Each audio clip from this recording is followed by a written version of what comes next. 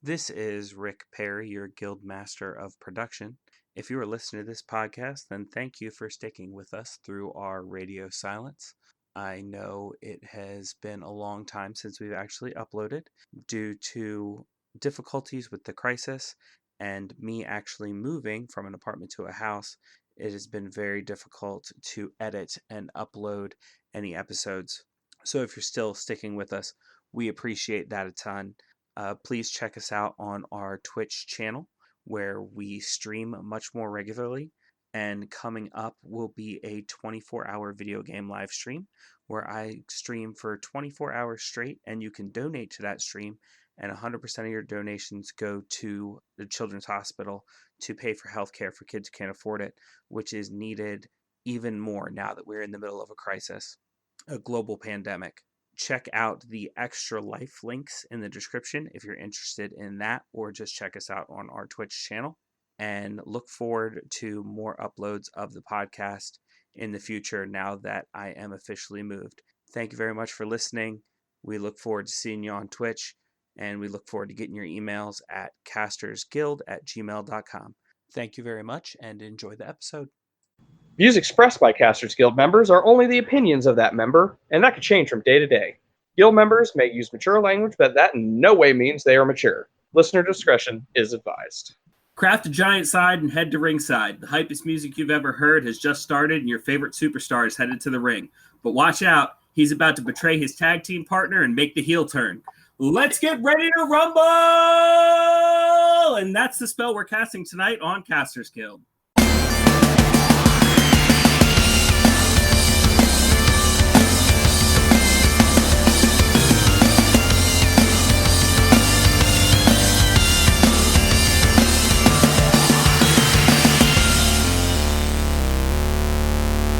That's good, but we may get sued.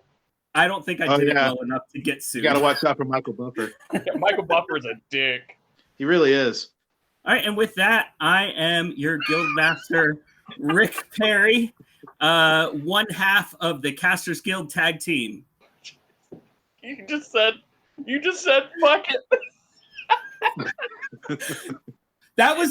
We can't do better than that on an intro. You're fine. By the way, you might get sued.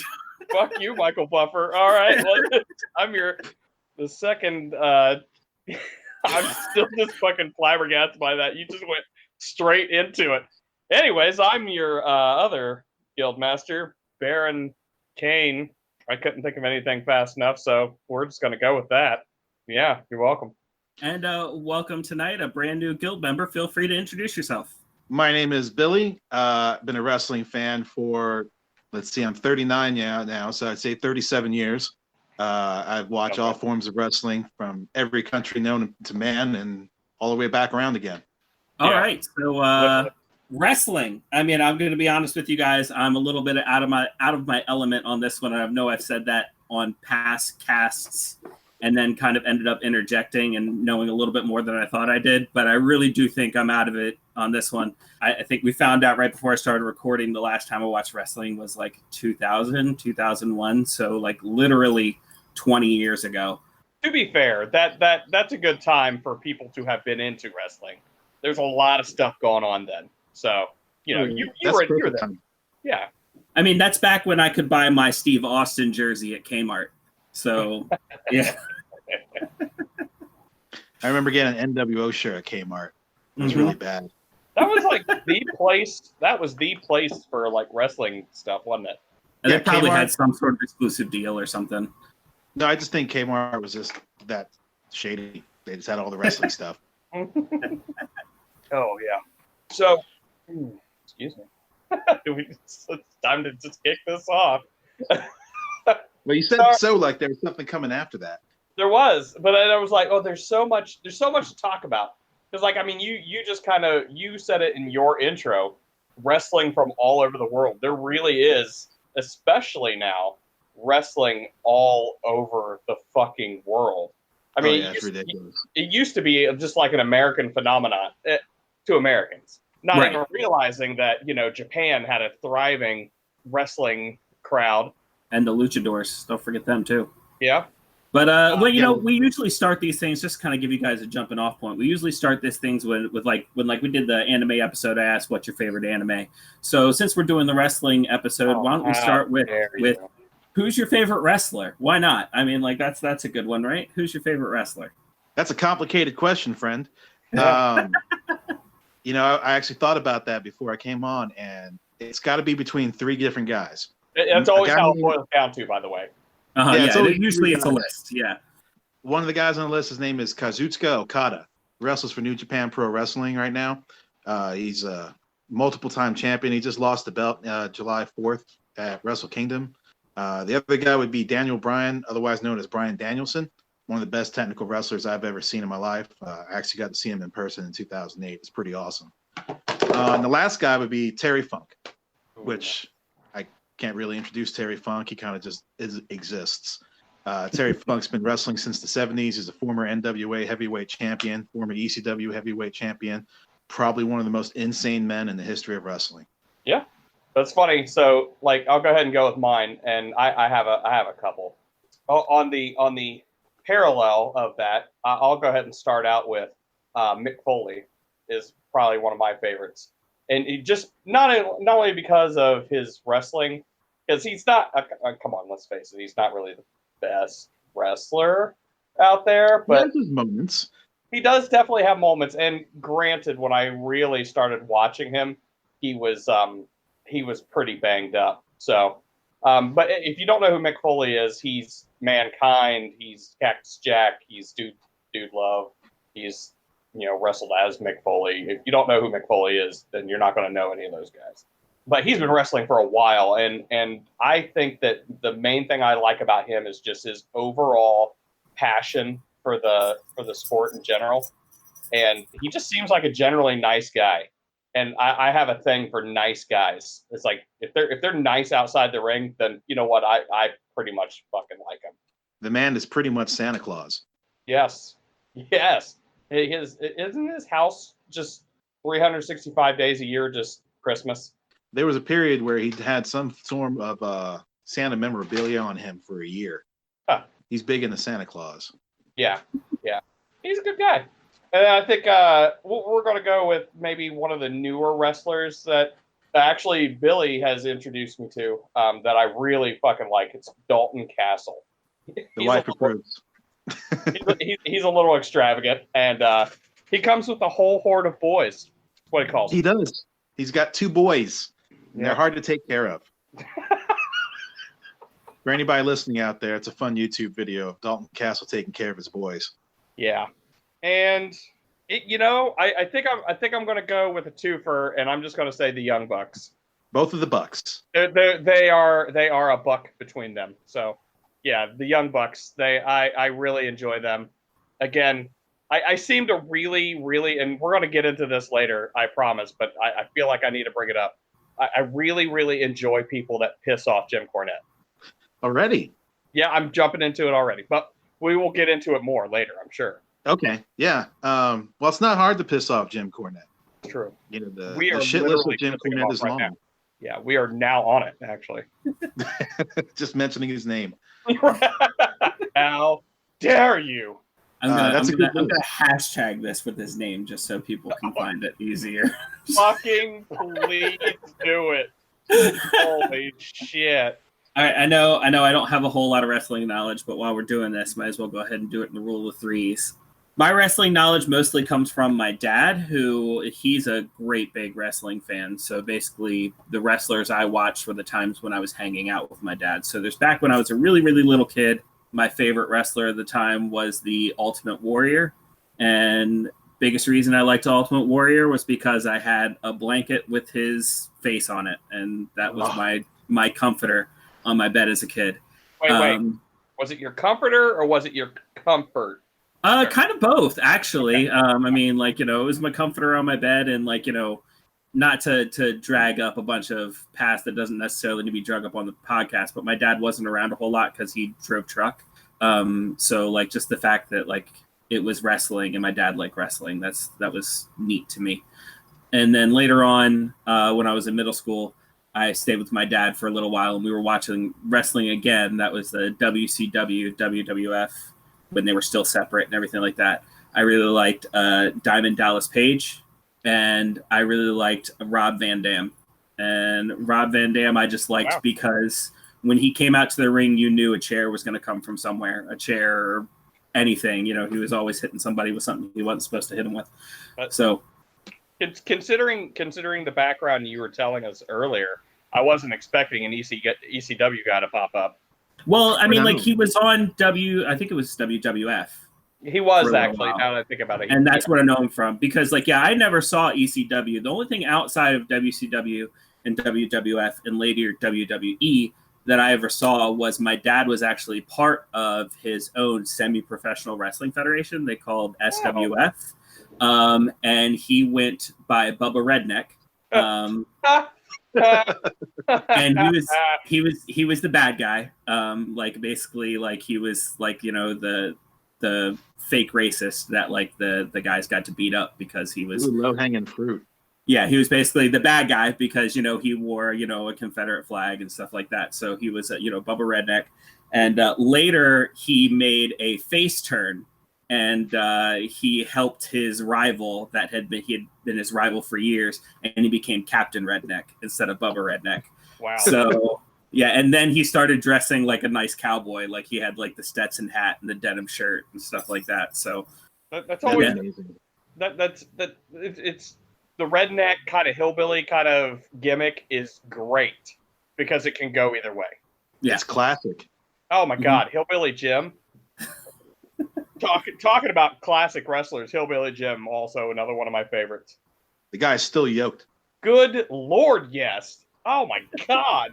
I felt bad for all those other old guys that were in that Legend Royal Rumble that they had that Iron Sheik had to win because if he fell out, his knees would explode. The Gimmick Battle Royal? I believe that was in Gimmick Battle 2001. Royal. Oh yeah, that's one of the greatest matches I've ever seen. And you know who's in it? Jim Cornette. You're right. Yeah. He hates gimmicks, but he was in that Gimmick Battle Royal. What a weird thing. Yeah, it was weird. So when you went to that show in 2000, 2001, do you remember anything about it in specifics? Oh, you talked.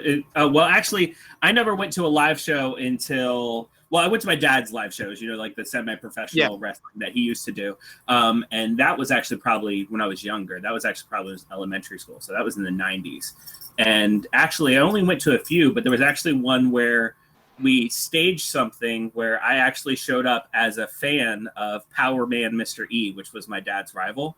And I was ringside with like a tearaway T-shirt with my stepbrother and cheering on Power Man Mr. E. And when Bubba Redneck came out, we started booing him, who was, of course, my dad.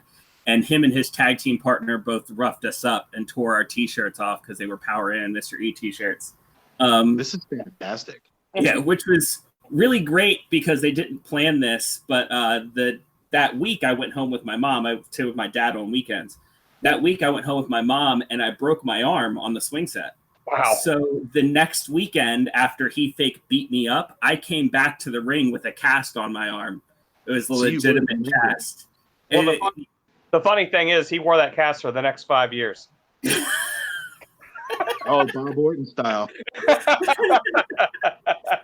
But no, Bob still wears that cast to this day. That arm's been broken for 40 years. The only professional match I ever actually went and saw was, I think it was Raw, and it was in Nashville here, where near where I live. And basically, it was like 1 or 2 years ago. And a couple friends of mine who were really into wrestling were just like, "Hey, we got tickets. Do you want to go? You can get tickets for pretty cheap." And like, I ended up getting on the floor, which was really nice, especially in Bridgestone Arena. So, and the only thing I remember, and I think this is either going to get me liked by wrestling fans or hated by wrestling fans.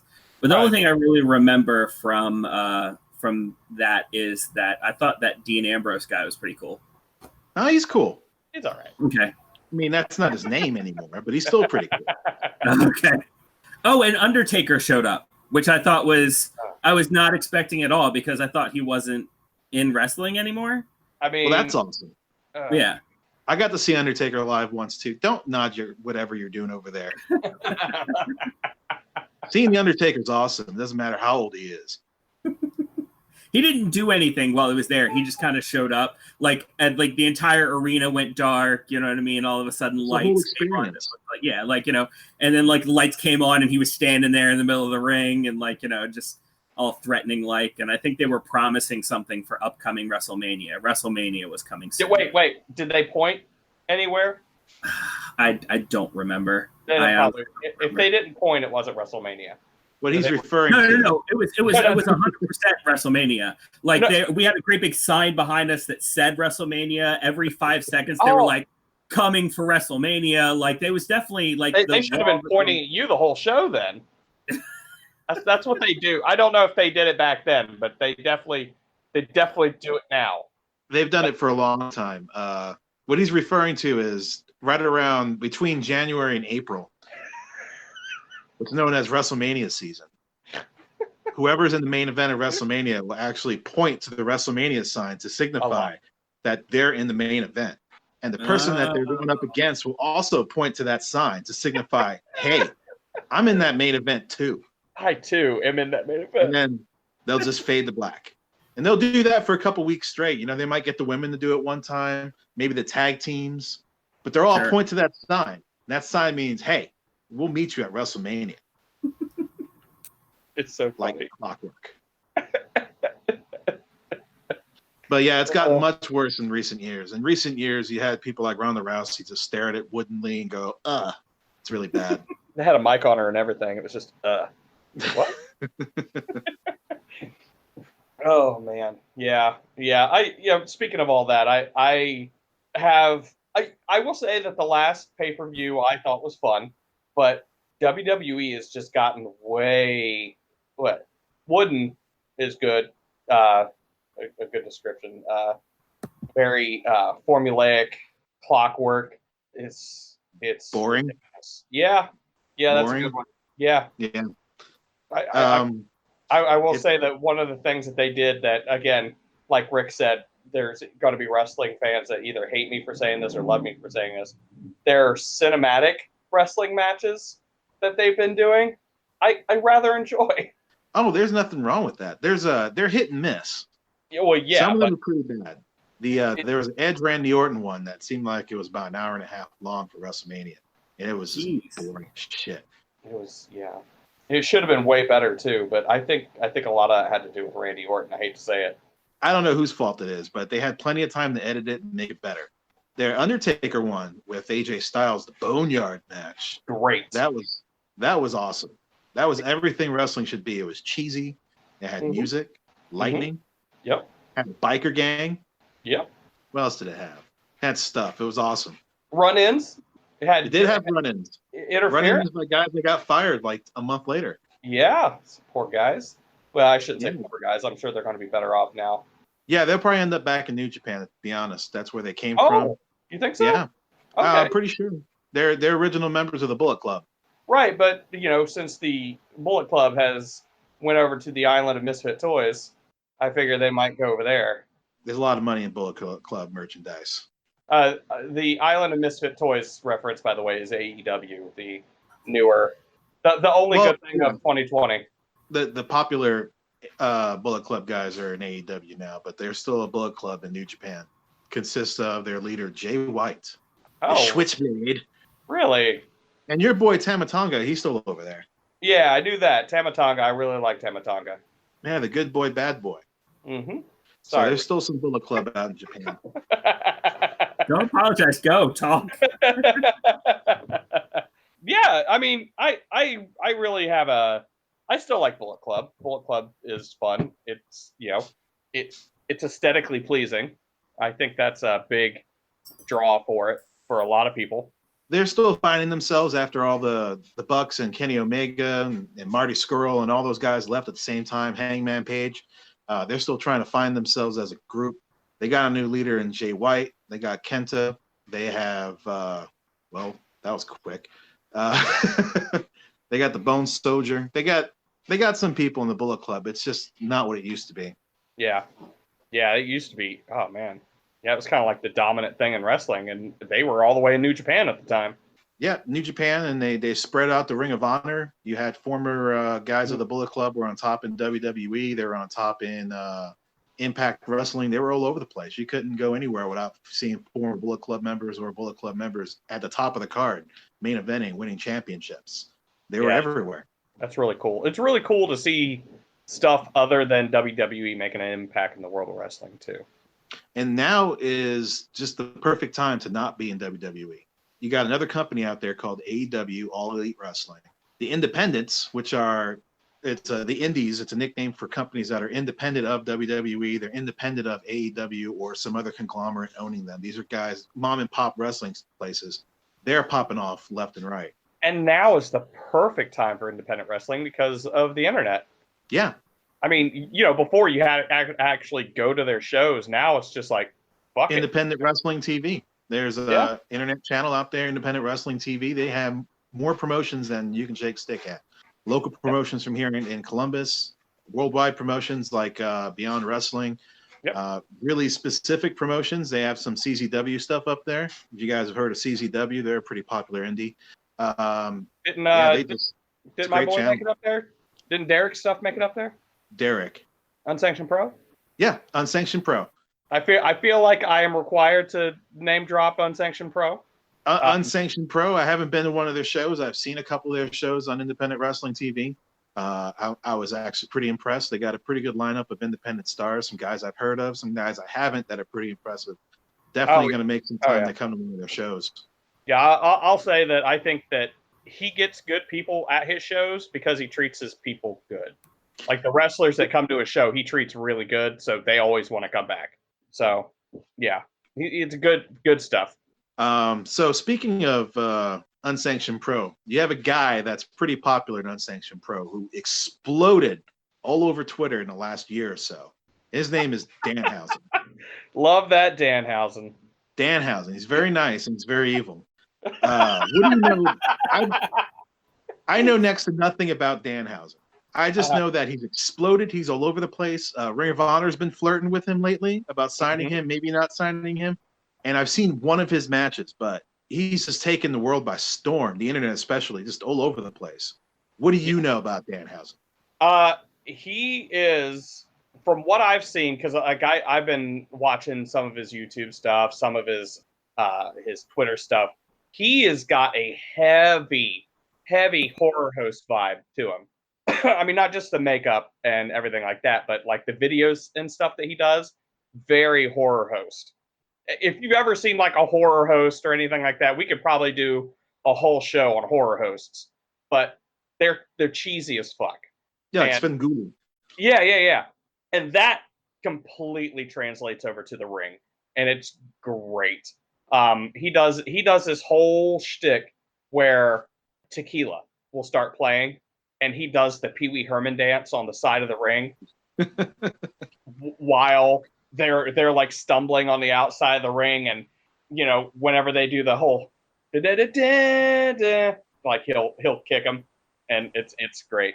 But yeah, it's a whole lot of cheese, and he's really athletic too. So it's not just cheese. He's not just relying on cheese to be a good wrestler. He's actually a good wrestler too. It really seems like that's kind of the formula you need to have now to be successful as a wrestler. You know, it's not the 80s where you have to be 320 pounds and 6'12" and hair on the chest and all that and all this blah, blah, blah, brother. It seems like now the quirkier guys are getting an opportunity. You got guys like Orange Cassidy, another favorite of mine, a favorite of yours. Oh, yeah. Orange Cassidy is a wrestler that doesn't really want to be there. He doesn't really want to wrestle. He's kind of lazy. So he puts his hands in his pockets and he kind of just goes through the motions and does the very bare minimum to get over. And the crowd fucking loves him. Oh, yeah. It's crazy. It is crazy. He's an amazing man.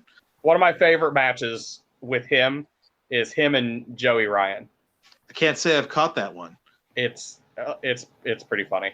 Just the whole when he grabs his dick and he does the whole thing and you see him just like react to it. It's great.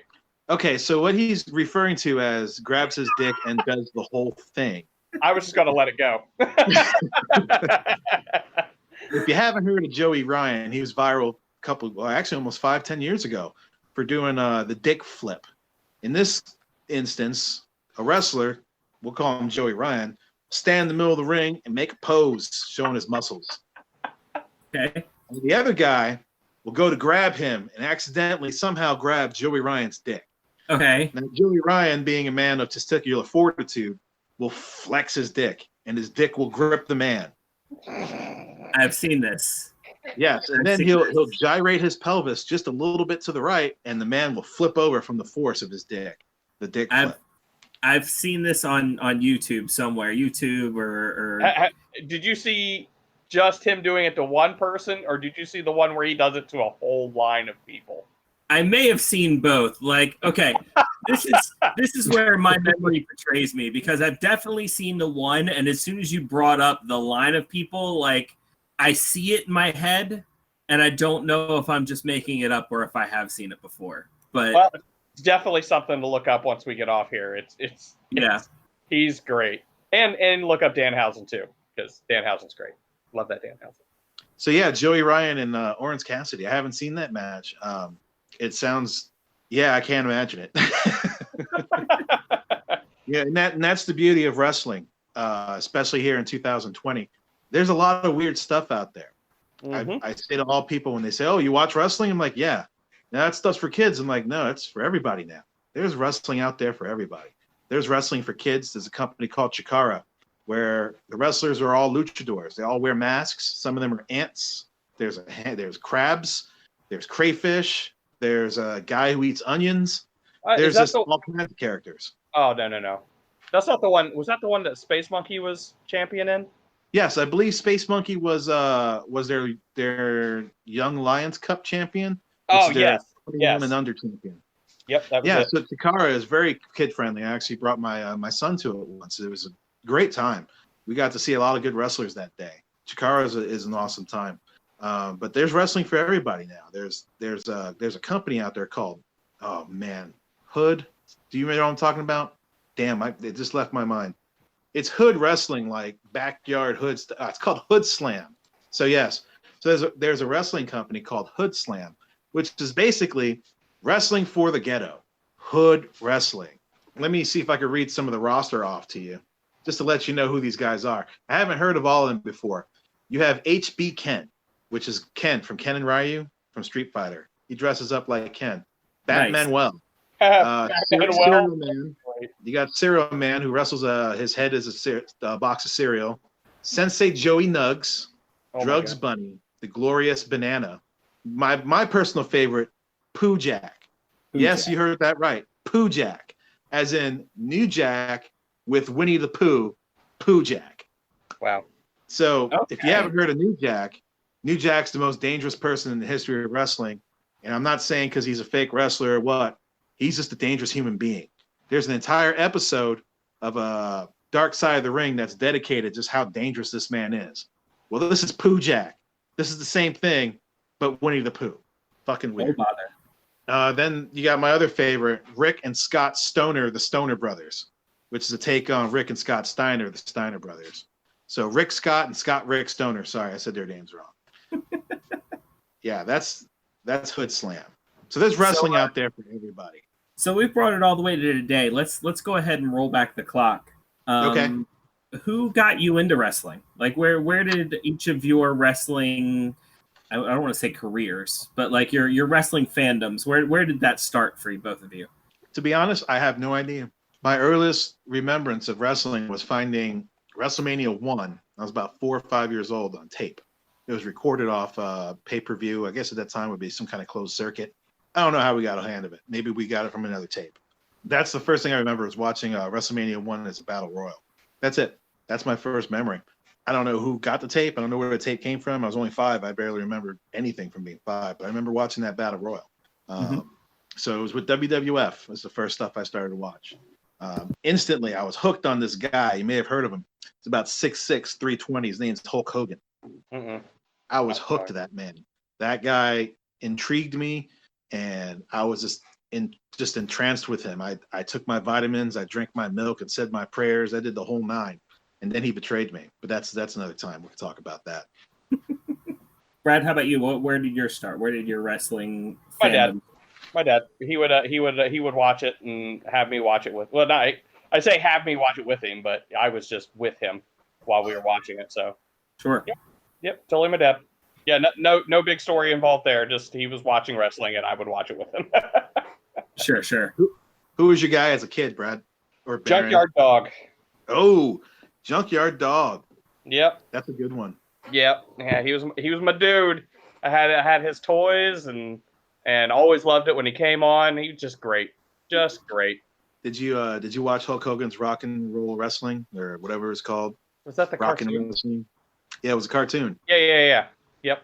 Yeah, because Junkyard Dog was in it. I remember that. Mm-hmm. You had that deep voice, Daddy. Yeah, he was fucking awesome, man.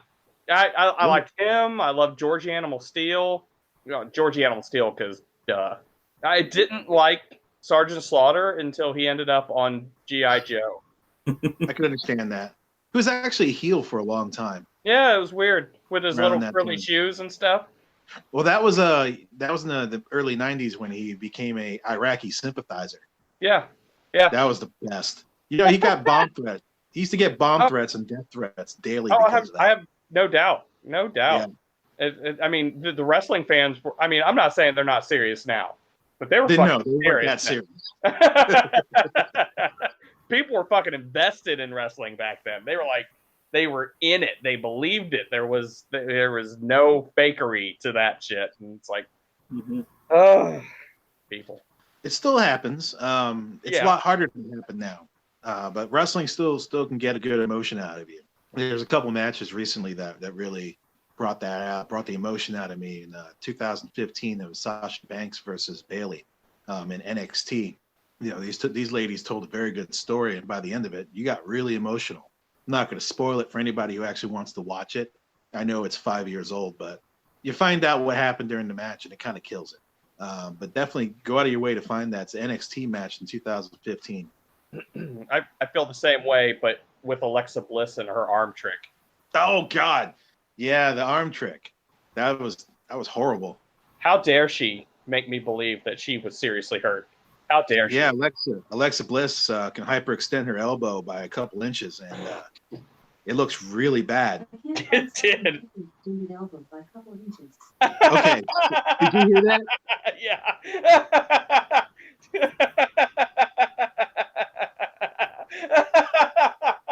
Do you want to go ahead and say what it said just for the folks at home? Because I'm pretty sure the mics didn't capture it clearly. You know, I didn't catch the whole thing. It said like bony succubus. It was really weird. I mean, if Alexa is going to summon a bony succubus, you can send it over here. That's fine. I don't think she lives too far from you. So. Oh wait, no, not that one. Not that one. Okay, so oh, you mean Alexa Bliss? Yes. Yeah, she Right. lives in Hilliard. Yeah. What wrestler do you think has the best mic skills? Like who does the best trash talk on the mic? Do you think? Jeez. Like what really sticks in your mind when you think about it? Two different things you just asked. Who has the best mic skills? Now, when you ask that, that's who's got the best skills on the microphone to make you want to come see the show. Then you got who's got the best trash talk, which is undoubtedly The Rock. Oh yeah. The Rock can talk trash to anybody and just completely take you down and murder you on the spot. Yeah, I don't even know why Kevin Hart tries anymore, honestly. Because it's good entertainment. It is. Yeah, I think him failing is probably what people want to watch. At this point, he's just failing on purpose. You know what I mean? It's... America likes a good comeback.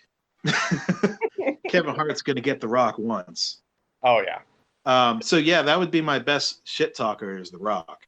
Yeah, but I you want to agree talk with that. about just the best guy on the mic. There's a couple different guys that come to mind. One of them being one of Barron's favorites, Mick Foley. Mick Foley's amazing. Yeah, I'm surprised by that too. He's so articulate, and he could take you down this path of darkness that you've never been on before, and take you places in just a wrestling promo. And ECW's got a promo called Kane Dewey, I don't know the specific history of this, so I'm just going to kind of wing it. But during a match, there was a fan in the crowd that had a sign that said Kane Dewey during a Cactus Jack match. Cactus Jack, aka Mick Foley, his son, is named Dewey. So they're saying the Kane Dewey, which is pretty fucked up. So he cuts this promo on how hardcore wrestling is failing him based off Kane Dewey. And it's real gripping stuff. Like Mick Foley was in such a zone in the ECW with his promos. Another guy who was really good, who can cut somebody down to mic, you may have heard of him before. His name is Jim Cornette. Jim Cornette on the mic in a managerial form can do some amazing things and cut you down places in ways that you couldn't even imagine. You know where his mic skills really excelled? Where's that? In a Dairy Queen drive-thru. In a Dairy Queen drive-thru. Tell that fat bitch. What an asshole.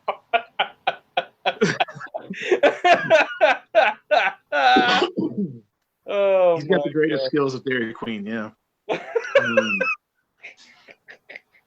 So yeah, look up Dairy Queen and Jim Cornette for a good laugh.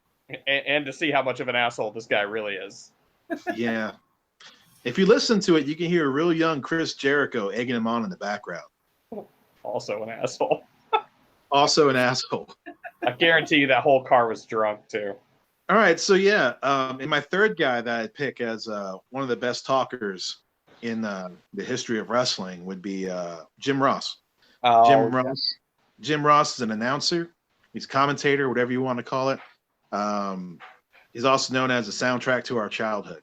If you watched wrestling as a kid, you heard Jim Ross. When you do stupid shit with your friend, you think Jim Ross. When your cat falls down, you think Jim Ross. When anything happens, Jim Ross. I will say this. He is so good that if he makes a mistake that anybody else would, it's so much more noticeable with him. Like if anybody else messed up something that he's like he did, you wouldn't even notice it. Corey Graves says something and fucks it up, you don't even fucking think of it. That's because we ignore him. Right. Jim Ross, if he says a move wrong, you're like, that dumb motherfucker. He said, and we're like, we didn't even know the name of that move. I don't know why we're giving him shit. Yeah, he's still trying to keep up a little bit. But those are my three talkers right there: the Mick Foley, Jim Cornette, and Jim Ross. Yeah, 2 Jims. I will make one addition because those are actually fucking great. Paul Heyman. Paul Heyman, yeah. Paul Heyman is my addition to that. He is ECW, and now he is Brock Lesnar's voice. Yeah, but Paul Heyman could talk you into selling him all your clothes. I think I did once, actually. For $1. Yeah. It was weird. But you were $1 richer. You're right. Mm-hmm. You're right. And the experience that came with it, priceless. Yeah. Yeah. No, he's amazing. I refuse to believe any of his shit scripted too. I think he just comes out and just goes for it. Would you believe his dad was a lawyer? Yes. Yes, I would. Yeah, true story. He's got an interesting story about him. He's an interesting guy. He started off as a photographer. Surprised me. Well, so did Jim Cornette. He started as a photographer as well. Jim Cornette and Paul Heyman, a lot of people think of them as two sides of the same coin. You got Jim Cornette's kind of the more southern Paul Heyman. Paul Heyman is the more northern Jim Cornette. They both have similar beginnings and similar paths. That's not wrong, really. I never even thought about that before. Wrestling's deep, yo. Yeah. Oh my God. I mean, just thinking of that, you saying wrestling's deep, thinking about all of the connections that are in wrestling, all the families that are in wrestling. It's fucking crazy. I mean, just the whole, like, the family that The Rock is from. Oh yeah, that family is just massive. The NOI family. And it's all wrestling, all of it. Yeah, I think they have one guy who's an accountant or something. Yeah, but he even wrestles in the office, though, I heard. Oh yeah, you don't want to have to take him down in the office. No, it's rough. But yeah, there's some great families out there. The Hart family still going. Mm-hmm. You got Natty Neidhart. You got Teddy Hart, kinda. Yeah. Mm-mm. Another family surprising still going. Brad, I'm sure you've heard of these guys from Dallas, coming out of Dallas, Texas. But yeah, the Von Erichs. There's two Von Erichs that are still wrestling. I don't remember their names off the top of my head, but they wrestle for MLW down in Florida. MLW being Major League Wrestling, owned by Court Bauer. It's a pretty interesting company. A lot of lucha libre, a lot of American wrestling. You can catch some really strange matches down there. Your dude Mance Warner wrestles down there a lot. Ooh, Mance Warner. Yeah. He- Mr. Light Beers and Lariats. He's funny. He is funny. Talk about another guy that's good on the mic. Yeah, Mance Warner is pretty underrated. He's and I hate to say this because it's going to come out wrong, but he's very much like Stone Cold Jr.-ish, and that's Yeah. not a bad thing. No. I mean, the light beers don't help, but No, but the thing is, that's him. That's not a Yeah. character. yeah. That's who he is. You're right. He's another Stone Cold kind of guy. Mhm. He's hilarious though. Oh What does my it come God. out to? Oh shit! You asked me too fast. Free bird. No, it's not Freebird. No, are you sure? No, you're right. Who Different else? kind of man. Yes. Sit the man. Yeah, I think it's that one. Yeah, it's long though, man, and he fucking exploits that song, man. He'll That used to use drive me that. nuts. Back in 2006, Ring of Honor. You used to be able to buy the Ring of Honor DVDs, and the wrestlers come out to pop music. They come out to actual music. And some of those guys would milk this entrance. Brian Danielson would milk his entrance. It was worth it, but he'd come out to Europe, the final countdown. Wow. And you best believe you're going through that synthesizer, and you're going through the whole thing before he comes out. hmm I have a keen appreciation for people that take a really long fucking time to milk their entrances. While we're speaking on this of- topic, that's actually one of the questions I had on my list. What do you think is the best, like, how exactly was this worded? It's basically, what was the best intro? What's the best entrance of all time? And this could be like a regular entrance or even like a one-time thing, like they did a special entrance for an event or something like that, or their regular entrance. Who do you think? Or split them both up. You know what I mean? What's the best regular entrance? What's the best special event entrance that you ever saw? I will think of the best one, but I also have a worst one. So you should come up with a worst one too. It's probably going to be the same one. It's going to be the same one. We'll get there. Okay. Let's go through the best. All right. So, the best, and I'm going to go with something more contemporary. It was a few years back.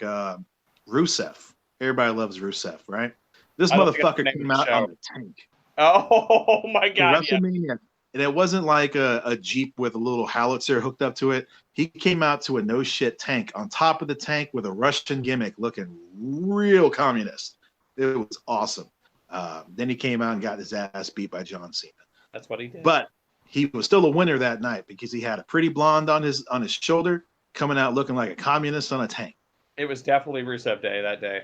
Yeah, and it was before Rusev Day was around. That might be the very first Rusev Day. That's when I fell in love with the character of Rusev. Was when he came on that tank. You could do no wrong in my eyes.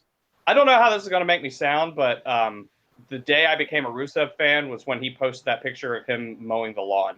Oh yeah, real skimpy. Yeah. So y'all take that how you want. That was funny. He's a good-looking man. As far as best regular entrance, that's a good one. There's a lot of just regular entrances that are iconic or just legendary in their own, like the Ultimate Warrior running as fast as possible toward the ring, getting all tired and having a shitty match, then running back. That's a pretty good one. It's really hard for me to narrow one down. I guess I'd have to get real bad and just say The Undertaker. Undertaker's regular entrance is just awesome. You couldn't beat it. Some honorable mentions, Shinsuke Nakamura. When he first came around, his first entrances were amazing. Finn Balor. I don't know if you've heard of Finn Balor. Ooh, yeah. Finn Balor turns into the Demon, and his Demon entrances are pretty good. And this is all more contemporary, newer stuff. Yeah, that's my list there. All right. I would say regular entrance for me. For a while, Sting was going through a phase where he kind of rappelled down from the rafters with a baseball bat. And he did that for pretty much every match, expected or unexpected. And I really enjoyed that. And then for special event, I'd either say, and this is after I stopped watching wrestling, but like I saw it on Twitter, somebody came out as Sans from Undertale. Really? And, That was Kenny Omega. yeah, he Oh, that's came out. right. Yeah. Oh, you would love Kenny Omega, by the way. Oh, okay. All right. I'll look up some more of his stuff. But yeah. But back when I was watching, there was man, I feel so stupid for not knowing who I'm talking about. But there was a tag team, and they always did like hardcore tag team matches where basically it was just like whatever you can bring into the ring, you can hit somebody with. Public Enemy. Yes, it was Public Enemy, and they had an entrance where they were fighting. They had a match against Disco Inferno and somebody else ridiculous like that. Like I don't remember who exactly it was, but like it was somebody else that danced a lot and was ridiculous. Oh God, that's Alex Wright. Might have been. Yeah, But like that's Wonder King. But they brought out at the beginning of the match, because it was supposed to be a hardcore tag team match, Public Enemy brought out 2 wheelbarrows full of stuff. And Disco Inferno gets on the mic and is like, you guys have brought everything to this match. He's like, you might as well bring the kitchen sink. So Public Enemy holds up a finger, leaves, brings back 2 more wheelbarrows full of stuff, including a kitchen sink, which I just thought was awesome. That's how it's done. Sometimes the best stuff in wrestling is exactly what you expect. Mm-hmm. It comes off exactly what you need to see, exactly when you need to see it, and exactly how. Yep. Sometimes that can come off as boring, but if it's done right, it's exactly what you needed at the time. You got to give the crowd what they want. Yes. Yep.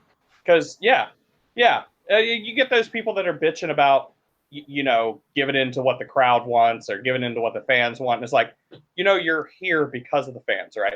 Right. Like you're technically doing a customer service job, and you're going to give us what we want. You could only tease the fans so much until they get bored. Yeah. And that's one of the things that happened in WCW is they kept giving the fans stuff that they wanted to see, and it didn't quite work out, and it just fell apart. Mm-hmm. Yep. All right. So I guess my entrances. We're going to go all like just the regular entrances. My favorite would have to be Sandman, ECW. We're talking about my favorite people are the ones that milked their fucking entrance song. This man would take forever to get to the ring coming out to Metallica's Sandman. And the whole time he's coming through the crowd to do it. And drinking beer. Oh, yeah. He would stop, bust open a beer, drink it, smash it on his head. He would be bloody before he got to the ring. And drunk. Because he didn't drink it like Stone Cold would drink his. Oh, yeah. So. Yeah, he would drink the beer. Mm-hmm.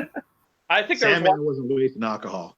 Oh, yeah. And I think that there was like a couple times where, a random 13-year-old kid would also be a little drunk because he would pour it out around him and people would catch it in their mouths.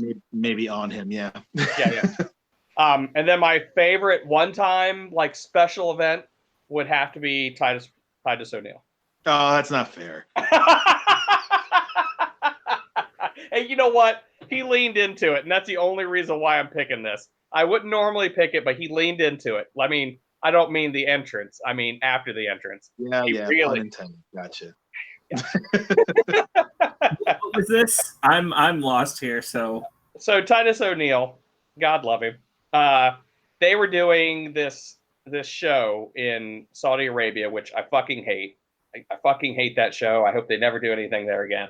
Guild decree. I'll say that right now. I hope that they should never do shows there. And he's running out. I think it was a battle royal, wasn't it? It was the greatest Royal Rumble, I believe. Oh my god, is what they called it. Something to that effect. It was some silly ass name like that. So fucking dumb. Anyways, he's running out to the ring. He trips and slides all the way under the ring. I mean, it wasn't like he just tripped and his head went under the ring or his hand slid under. No, he slid all the way under the ring. Jeez. I don't understand the physics behind that. But yeah, he completely disappeared. His feet disappeared. Like you saw his little toes go under and they're gone. He was gone. The announcer. Like if you walked in the room at the right moment, you'd be like, why are you looking at the empty ring? Yep. That's exactly what it looked like. It's like nothing. Wow. The announcers were terrible. laughing. And I felt horrible for him at first. I felt horrible, and like the announcers were laughing at him. I'm like, man, motherfuckers, it's like he didn't mean to do that shit. But then after that whole show, he like leaned into it. He's just like he's owning that shit. I'm like, you know what? I gotta respect that. So yeah, it was funny. So let me guess your worst entrance. You might be right, and you know what? You may actually, if it's not what I'm thinking of, you may even convince me that this might be it. But go ahead. All right, so let me sell you this scene. It's WrestleMania, We're big on, match, we're on the right track. WWE Championship, okay, and there's a sperm, and it's on the walkway, and the walkway is about a good 300 feet. It's about 100 yards from the walkway to the ring. I might be exaggerating. It might be less, might be more. Either way, it's a long way. Long way. And the sperm kind of wiggles back and forth. And as you walk, the sperm follows you. So here comes Randy Orton, the Viper, big, brown, greasy dude, walking to the ring with this little sperm following him the entire way. The sperm's supposed to be a snake, but the tail of the snake is way too small to be a normal snake. Only a sperm could look like that. So here he goes walking to the ring with the sperm following him the whole way, and he's walking real slow, and it's real bad. He's very proud of this sperm. Did I guess correctly? Yes, he did.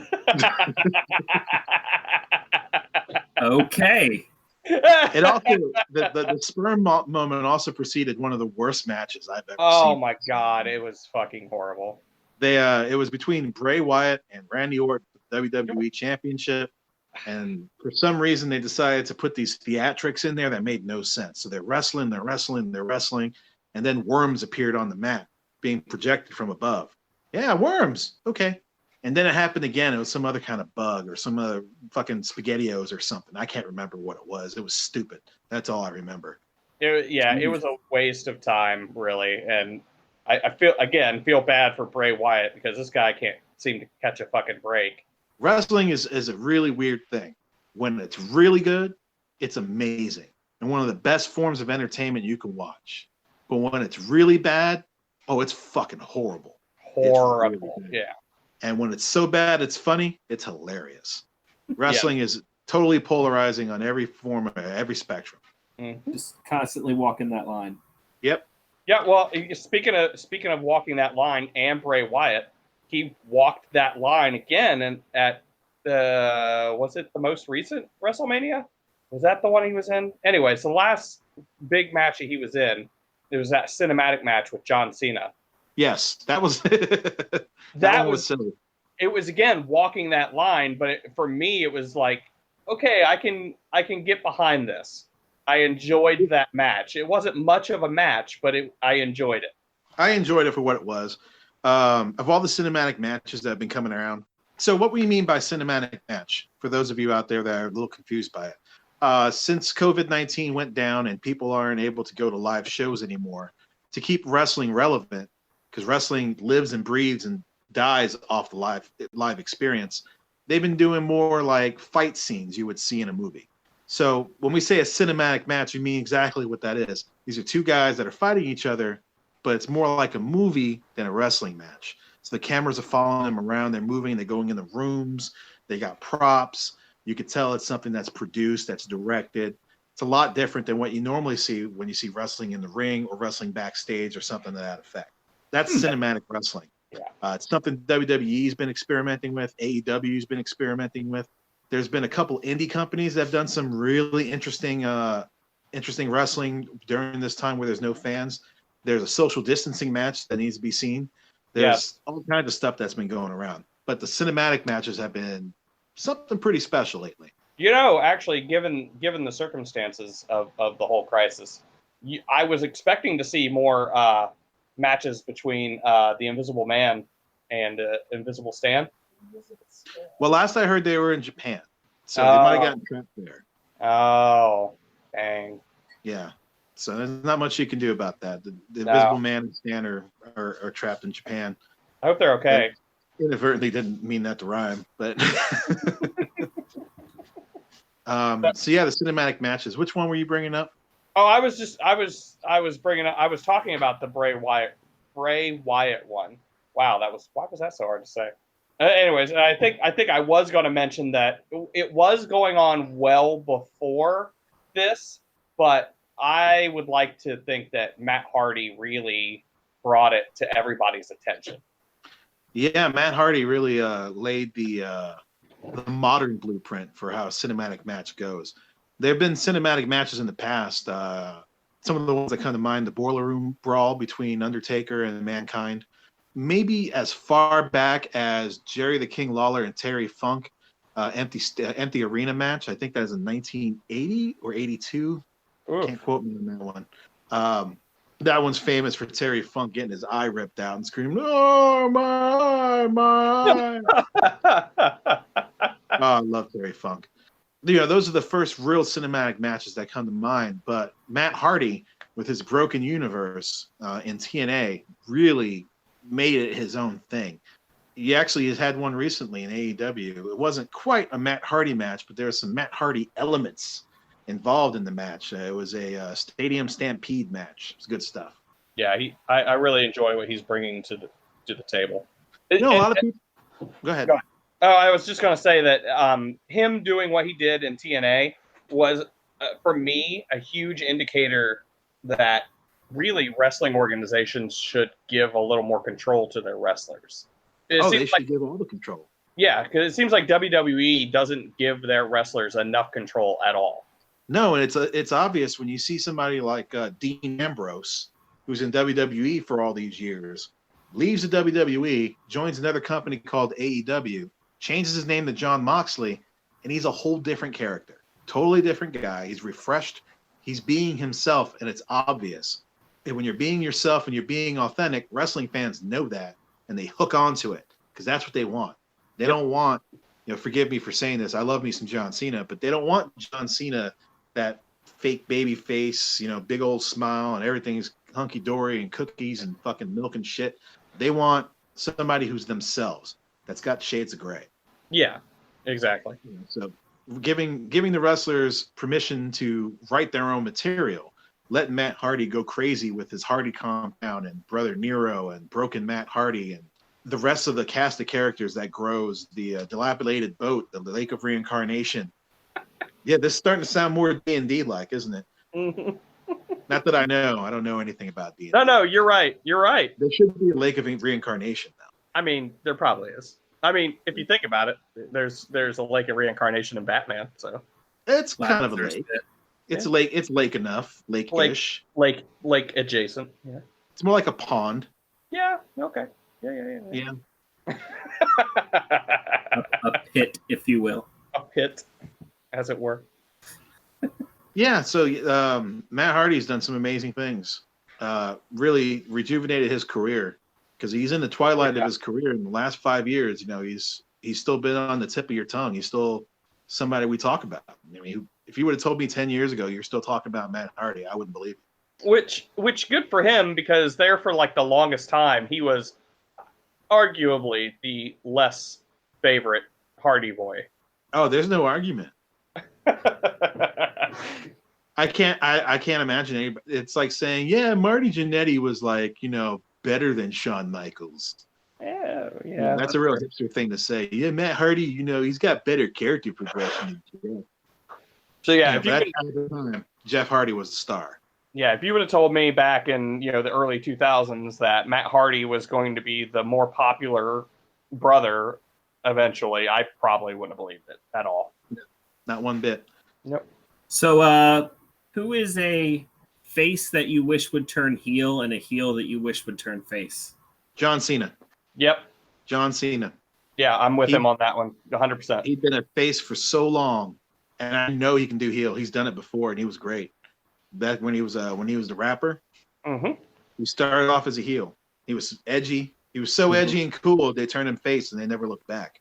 So John Cena, I'd love to see him turn heel. Never going to happen, not in a million years. Well, I shouldn't say that. Hulk Hogan turned heel. Oh, and they did it to not Sasha Banks, Bailey. I was not ready for her to turn heel.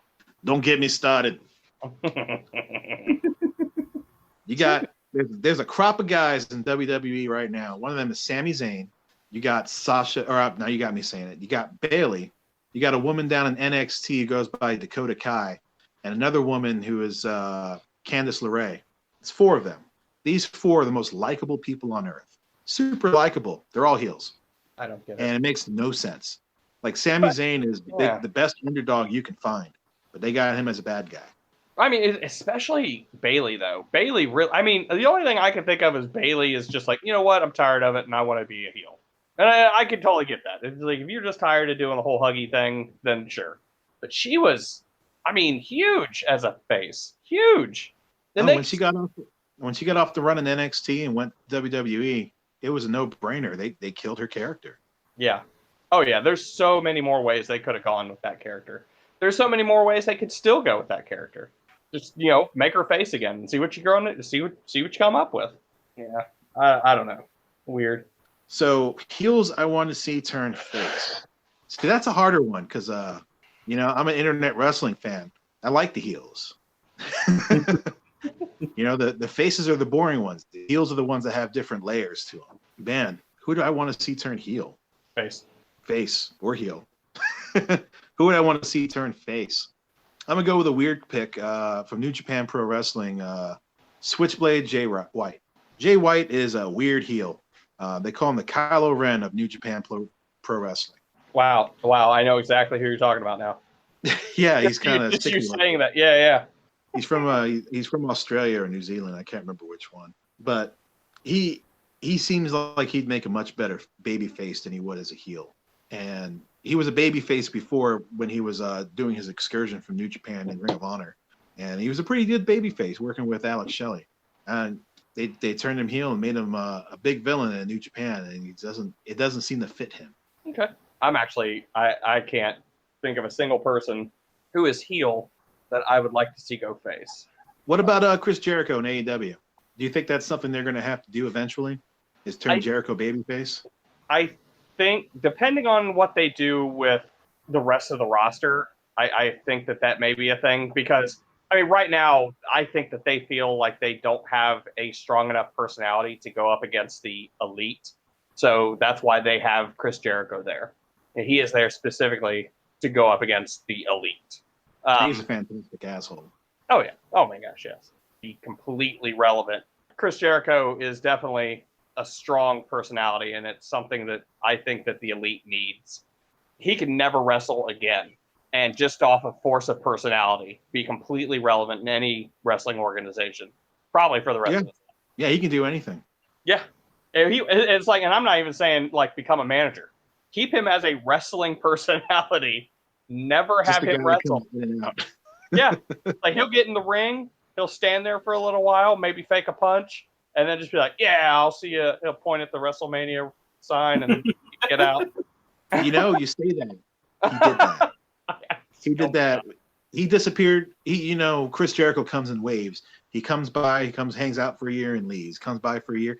One of the times he did that, he comes down to the ring. He's pointing, he's smiling, he's slapping people's hands, he's shaking babies and kissing wives. He's going down. He gets into the ring. He points to the crowd. He takes his jacket off and he walks back out. Oh my gosh. I remember that.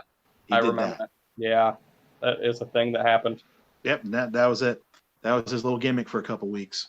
He'd come out and smile and shake babies and kiss people and go back to the ring and go backstage. Yep. Beautiful, though. It's beautiful when you can do that. It is. It really is. Chris Jericho is amazing, man. Yeah. Yep. I'm not 100% sure I would like him in real life, but yeah. No, he's I don't think I'd care for his politics too much. Oh, I guess I try not to delve into the wrestlers' politics because I know I'm going to be sorely disappointed. What's his name?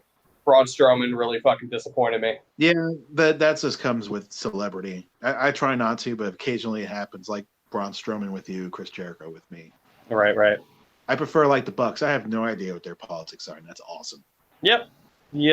So I guess now is as good as time to dig into that Jim Cornette. Let's do it. All right. Fuck Jim Cornette. Oh, I'm sorry. Wow. Sorry, I jumped right into that, didn't I? Okay, so go ahead and start from the beginning here because I don't even know this name. So Oh, you do. You do. You just well, no. I guess given the time you jumped into wrestling, you may not actually. So, all right. You know what? Go ahead, Billy. You got this. All right. Jim Cornette was born at some point that I don't know. His short biography is he's an amazing manager. So Jim Cornette managed the Midnight Express for however many years for WCW and the NWA. He's bounced around companies for a while. He had his own company called Smoky Mountain Wrestling that he partnership with Rick Rubin to create down in Louisville, Kentucky. I want to say he was in Louisville. He ran that promotion for about 4 years until it folded. He worked with WWE, WWF for a long time until he got fired and then dropped down to their developmental territory where he worked for them for a while until he smacked the shit out of Santino Marella. Then he got fired from there. He's worked everywhere. He's done everything as a wrestling personality, a manager. He's been an announcer. He's been a photographer. He's written wrestling. He's produced it. He's done everything to do with wrestling. He is probably the walking encyclopedia of wrestling, 2000 and back. okay. So what is it you guys don't like about him so much then? He's got man yelling at cloud syndrome. Gotcha. Anything new that doesn't conform to his ways back in the 70s and 80s is shit. He just hates it. Yeah. Yeah, it's unfortunate that words cannot do this man justice. You have to hear him and experience him to just know what pure vitriol is. He spits hot fire, and it's just the most disgusting thing. The stuff that he says. In many ways, he is the Rush Limbaugh of wrestling. Oh, geez. Now wait. Because he is the Rush Limbaugh of wrestling and only wrestling, that is the only comparison you could make. He is not the Rush Limbaugh of his politics. No, Jim Cornette is a big liberal. But for some reason, when it comes to wrestling, he's a huge conservative, big time. So much that he sounds like an old Southern wrestler down to his Kentucky accent. Yeah. He is an enigma of a man. And a man of an enigma. Wait, that doesn't work. Yeah, I guess it's really hard to put Jim Cornette into words. Yeah.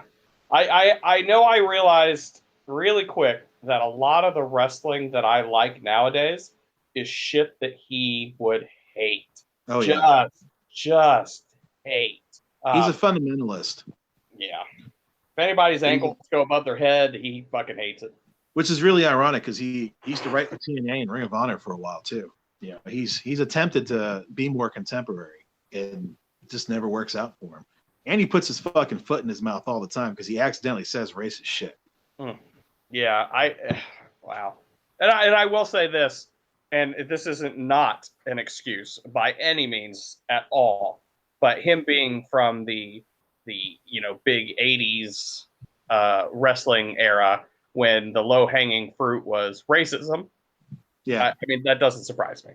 Oh no, he had a Nazi wrestler down in Smoky Mountain Wrestling. Fuck. I don't remember his name. He had a terrible name. It was something like The Final Solution was the name of the wrestler. Wow. But then you hear some stories about New Jack. New Jack was discovered by Jim Cornette, if that makes any sense. No. Yeah. Jim Cornette ran into New Jack, said, oh, wow, this guy's got a presence about him, which he does. He's got great mic skills, which he does. We can do something and make money with him, which you can. So he paired him up with Mustafa and created the Gangstas. And the Gangstas used to run down in Smoky Mountain Wrestling in Louisville, in that area. That's perfect. Two black guys from the ghetto talking about white folk. Yeah. That is perfect for that area. Jim Cornette found New Jack, and he was good friends with New Jack. It's weird. Oh, really? Yeah. Okay. It's weird. They're all buddy. Personally, I'm afraid of New Jack. I don't want to be his buddy. I want to stay away from him. Yeah. Oh, yeah. Did he kill a guy? No, he stabbed a guy. Yeah, he stabbed a guy. He might have killed a guy. Well, according to him, he's got one justifiable homicide. Oh, well, yeah, that is justifiables don't count. That's what anybody would do in that situation. That's why it's justifiable, right? Exactly. So who do you think would win in a fight, him or Ming? That depends. Is it a regular wrestling match? Ooh, what do you mean? like a regular match, no foreign objects or. No, I meant in real life. Oh, in real life, like a straight up fight. Fist fight. Yeah. I think I got Meng. All right. I was trying to put New Jack on a scale of dangerous. Now is Meng drunk? Oh. If Meng's drunk, it's him. It's Ming. Oh yeah, if he's drunk. Is he like the literal drunken warrior? Yeah, I put him against anybody drunk. Nice. Francis Ngannou, I go with Meng drunk. Well, hold on. Ming drunk, New Jack sober. That doesn't. I don't think that happens. Oh, okay, fair. That's like dividing by zero. What are you doing? Oh man. All right. So What? just kind of returning to my list here. Who do you think is the most overrated and the most underrated? Oh man. Man, it's just so many caveats you could put on that. Like underrated ring work or underrated on the mic, total package overall. I'm going to jump in with my overrated right now. Brock Lesnar. Oh, Yeah, I know. Okay. I know. I just hurt so many feelings out there, but I'm sticking with it. I'm not saying he's bad, but I think that he is way, way more overrated. Like the WWE is blowing him way out of proportion. okay. If we're talking WWE and something more modern, I would say Baron Corbin is overrated. Oh my God, you're right. I want to change my vote. No, I'm staying. I'm staying. Damn it. That's a good one. Baron Corbin wrestled like a bartender for like a year. He wrestled looking like a bartender. It was Yeah. terrible. Now he's a king. He's got a cool crown though. Ugh. Yeah, so he's overrated. So underrated guy. Who you got for underrated? I know who you got for underrated. You want me to pick for you? Sure. Dolph Ziggler. Oh yeah. That poor guy. I really, really like Dolph Ziggler, and he is. Oh my gosh, he's just getting shit on his whole career. He's so amazing. He'll take a punch and he'll sell that shit like he just died. Like Yeah. that punch made it look like he just got the back of his head caved in. It's crazy. And yeah, I don't know what it is. I don't know. Maybe he just doesn't have the mic skills to back up everything, but I still think that even then he should still be able to give him Paul Heyman. No. No, there's something about Dolph it's missing. He's missing something. And I don't think it's the it that he's missing. He's missing something else. You know, the it factor. I think he has that, but he's missing something. You know, it's really hard. He's got everything you need to be a star. I think, okay, you know what it is? His promos come off fake. He sounds fake, and he doesn't sound genuine. You can't buy what he's saying. If he's coming out and he's going, I'm going to kick this guy's ass because the sky is blue, you're going to be like, but is it blue? Is it though? Dolph said it's blue. I'm not sure anymore. It could be green. Oh my gosh. Still though, oh man. So my underrated guy is may have heard of him. His name is Chad Gable. Yes. They killed him. They did, yeah. They killed him as a character. Mm-hmm. They changed his name to Shorty G. Chad Gable, he's an Olympic wrestler, like legit amateur wrestler in the Olympics. He's not very tall, but he can wrestle. He's real good. He's got real good ground game. He's got that it factor. He's a star. He can talk. He can do it all, but he's short. So WWE doesn't really know what to do with him. So they gave him the name Shorty G and made fun of him and then threw him away. And I haven't seen him since. It's been months. I'm surprised he wasn't one of the ones that were let go recently. You know, they would have fucked up real bad to let him go because he could walk on anything and do whatever he wants. I just really think that they fucked up a lot anyways. Yeah, to tell you the truth, I don't watch much WWE anymore. I'll catch the big shows like this last show, Money in the Bank. One of the best pay-per-views they've had in years because it was only 2.5 hours long. I don't know if you remember that. 2.5 hours, we were raving and ranting about how amazing it was. When really, it wasn't that good. It was just short. You know, they kept suffering to a minimum.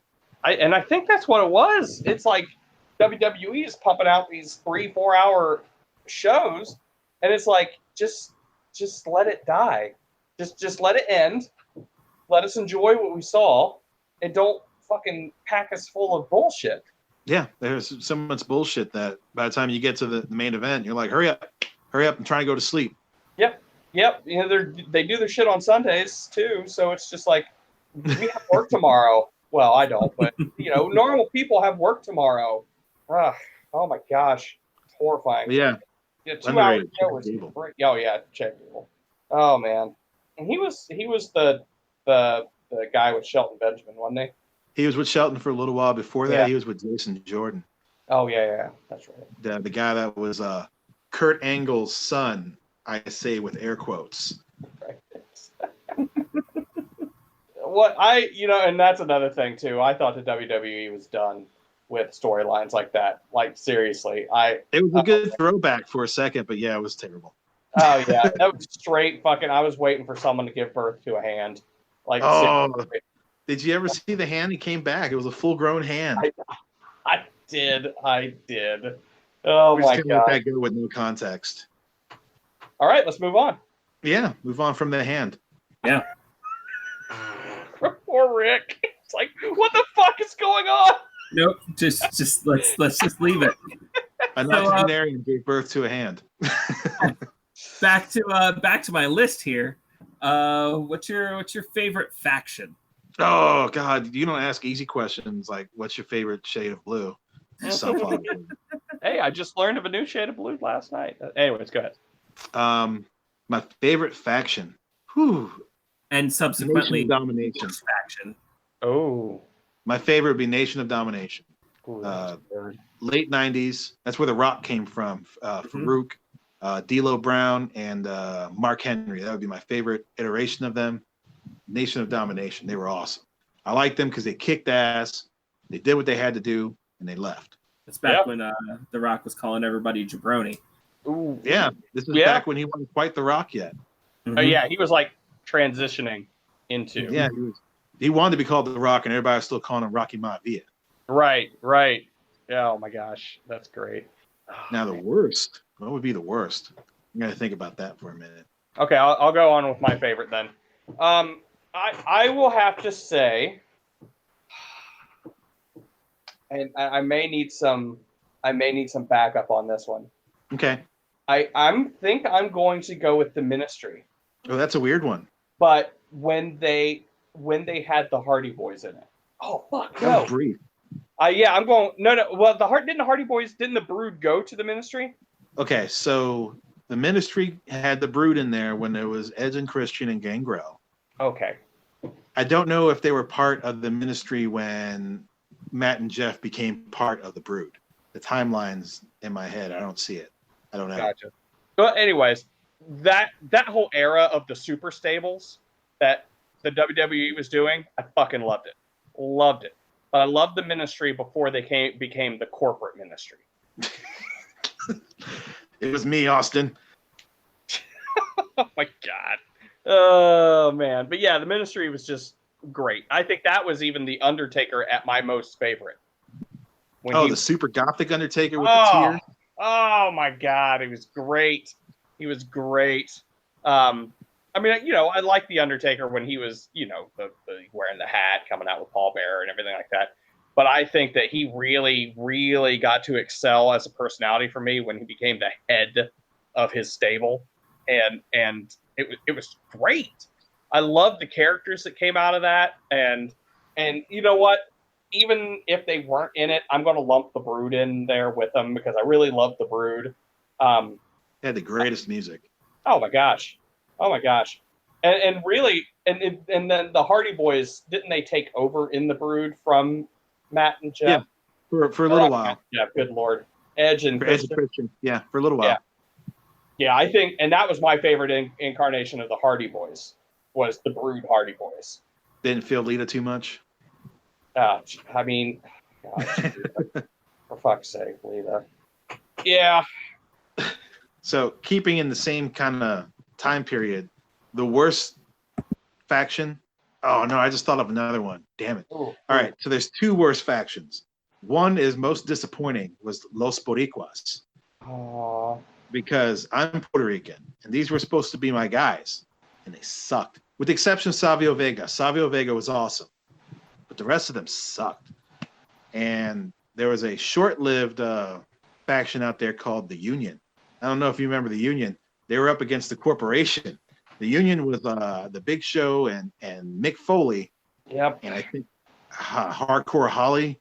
It was horrible. It was bad. Oh my gosh, yeah. I don't remember who else is in it. I might just add random people. Crash Holly, Luna Vasan. I'm just making shit up now. It was a pretty bad group though. But the Boricuas really let me down.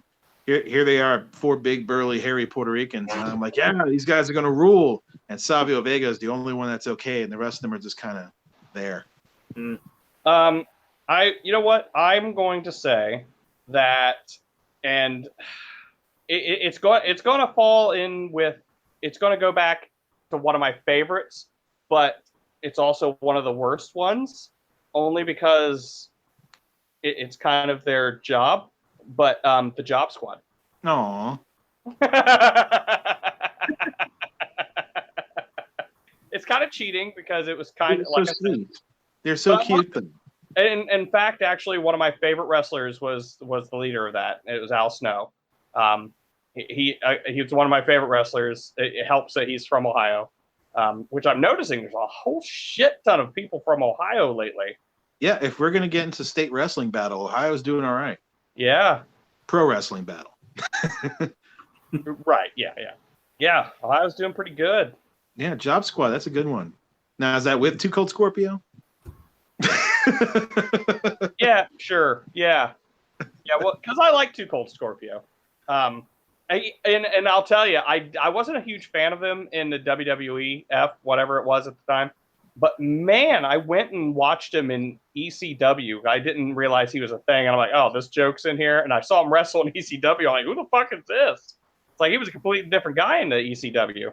Who was that, Al? Too Cold Scorpio. Oh, Scorpio. Yeah. You Yeah. should see him in WCW. Oh, really?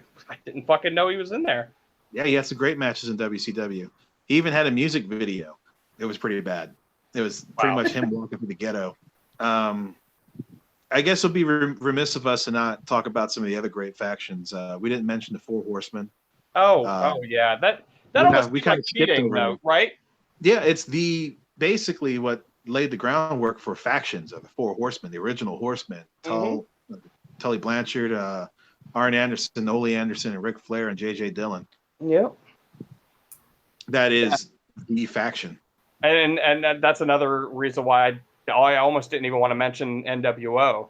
It seems like it would have been cheating to say NWO. Well, yeah, there was only like 6 NWOs. Yeah. I hated. That's back when I was watching wrestling. And let me tell you, like as a short time wrestling fan, I hated NWO. And like it was just because there was the NWO, and then there was NWO Black, and then there was NWO Red, and then you had the OWN, and like the entire story of everything that was going on got completely dominated by NWO. There was like nothing that was going on that didn't have something to do with NWO at the time. So you caught the OWN. That's a tiny window of wrestling you caught, where the Ultimate Warrior came to WCW to wreak havoc with the One Warrior Nation brother. Yeah. Oh, such terrible wrestle crap. Yeah, it was. I hated it. Yeah, that was a bad time. I'm sorry. You definitely deserve a gift basket for watching that.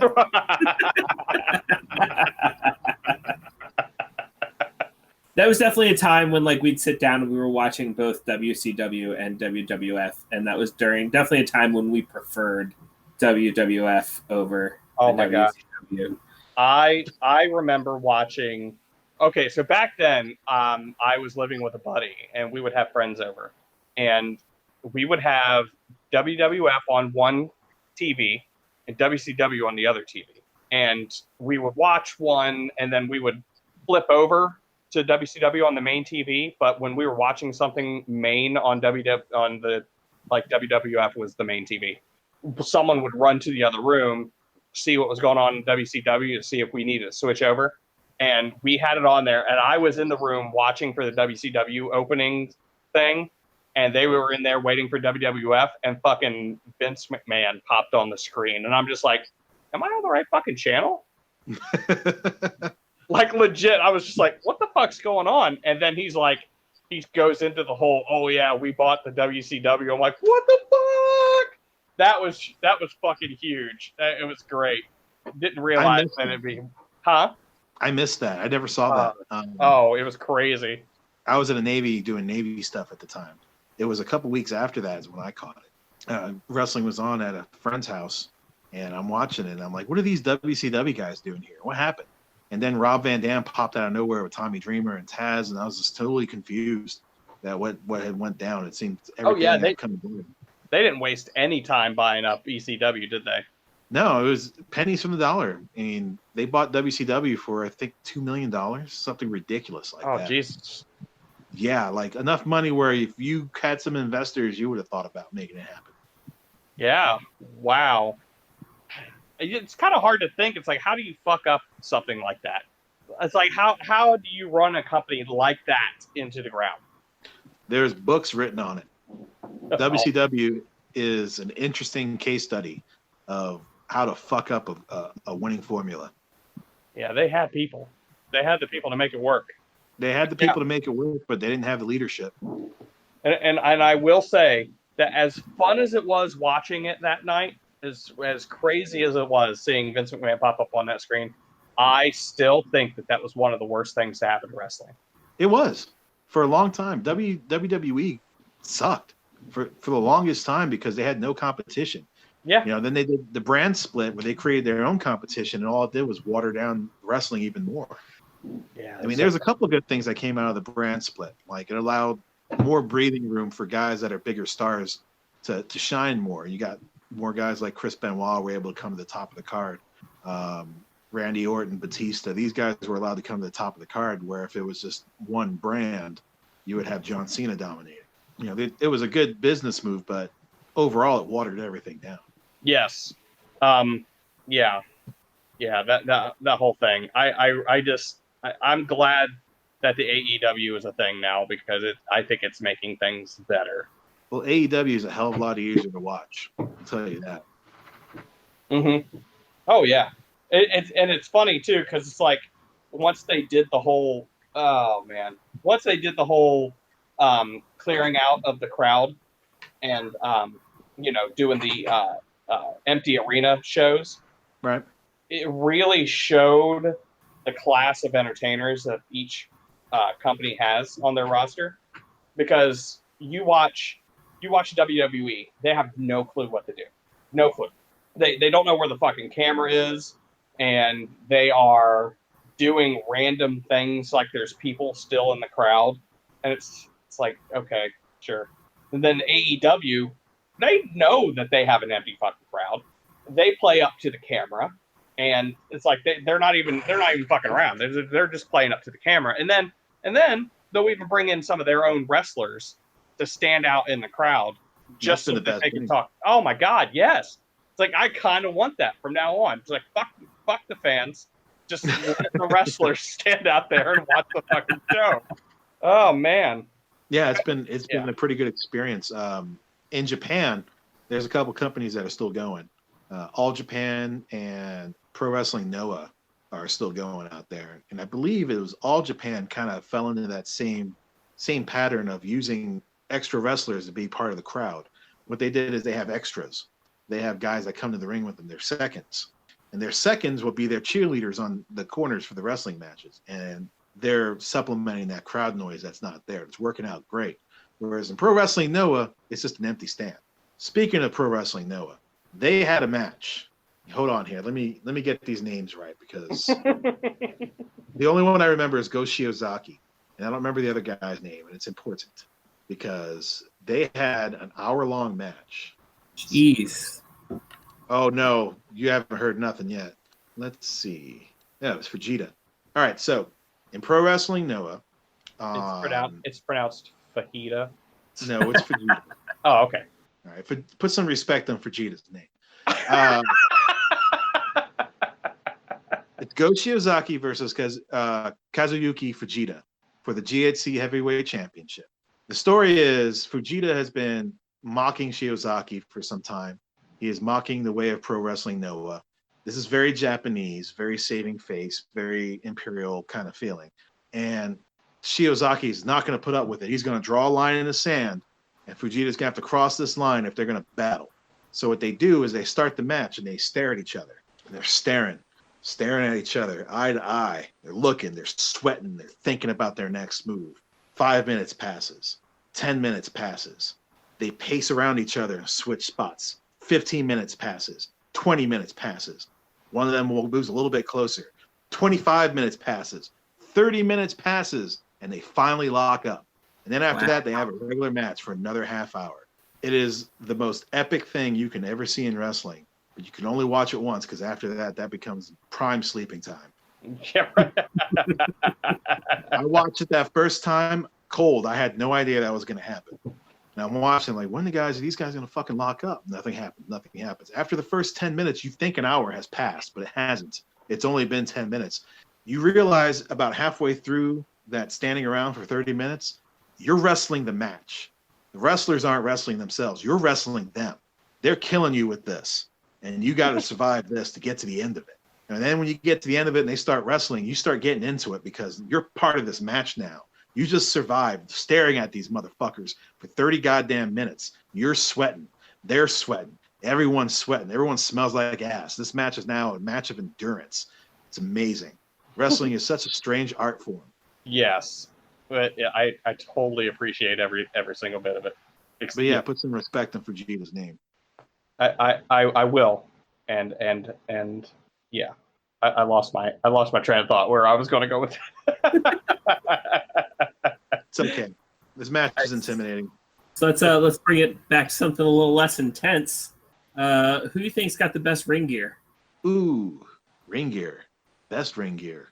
I've always been drawn to simplicity. You know, Ric Flair. Nice robe, pair of drawers with RF on it, boots with RF on it. Good to go. It's classic. I didn't think that I would go back to the late '80s stuff that I liked, but I'm gonna say the Bucks. They've got those fringes and yeah. I didn't think that I'd be a big fan of that, but they rock it. They got the tights with their faces on them. Yeah. Well, and honorable mention goes out to Rob Van Dam. Oh yeah, with all the airbrush tights. Mm-hmm. Him and Rhino. Oh yeah. I would swear they had the same artist. Don't they? I have no idea. I think Rob Van Dam's wife does his. Ooh. I think. I have no idea. Yeah. He still wrestles. He wrestles on Impact. I don't get to see him very often though. Yeah, I don't get to watch a lot of Impact wrestling. I'm sure he does okay. Yeah, he's all right. He's still Rob Van Dam. Yeah. He was revolutionary back in the day. I remember one big slap in the face WWE gave ECW. The ECW pay-per-views, they would film them, but they wouldn't air until later. And then WWE was always live. So the ECW pay-per-view hadn't filmed yet, and in the ECW show, Rob Van Dam did the first coast-to-coast drop kick. So like from one turnbuckle to another. Van Terminator? Is that it? I think it's the Van Terminator. The Van Daminator is the one where he just stands there and does it, right? That's when he throws a chair at you and he hits you in the face with the chair. I fucking love the names that ECW came up with for shit like that. But yeah, Van Terminator, I think. Is one where he jumped from one turnbuckle to the other and the dude had a chair propped up on his face. Yep, so, it's the Van Terminator. I'm actually watching it right now. Yeah. Yeah, it's the Van Terminator. So, but it hadn't aired yet. So when WWE did their pay-per-view, Shane McMahon did it.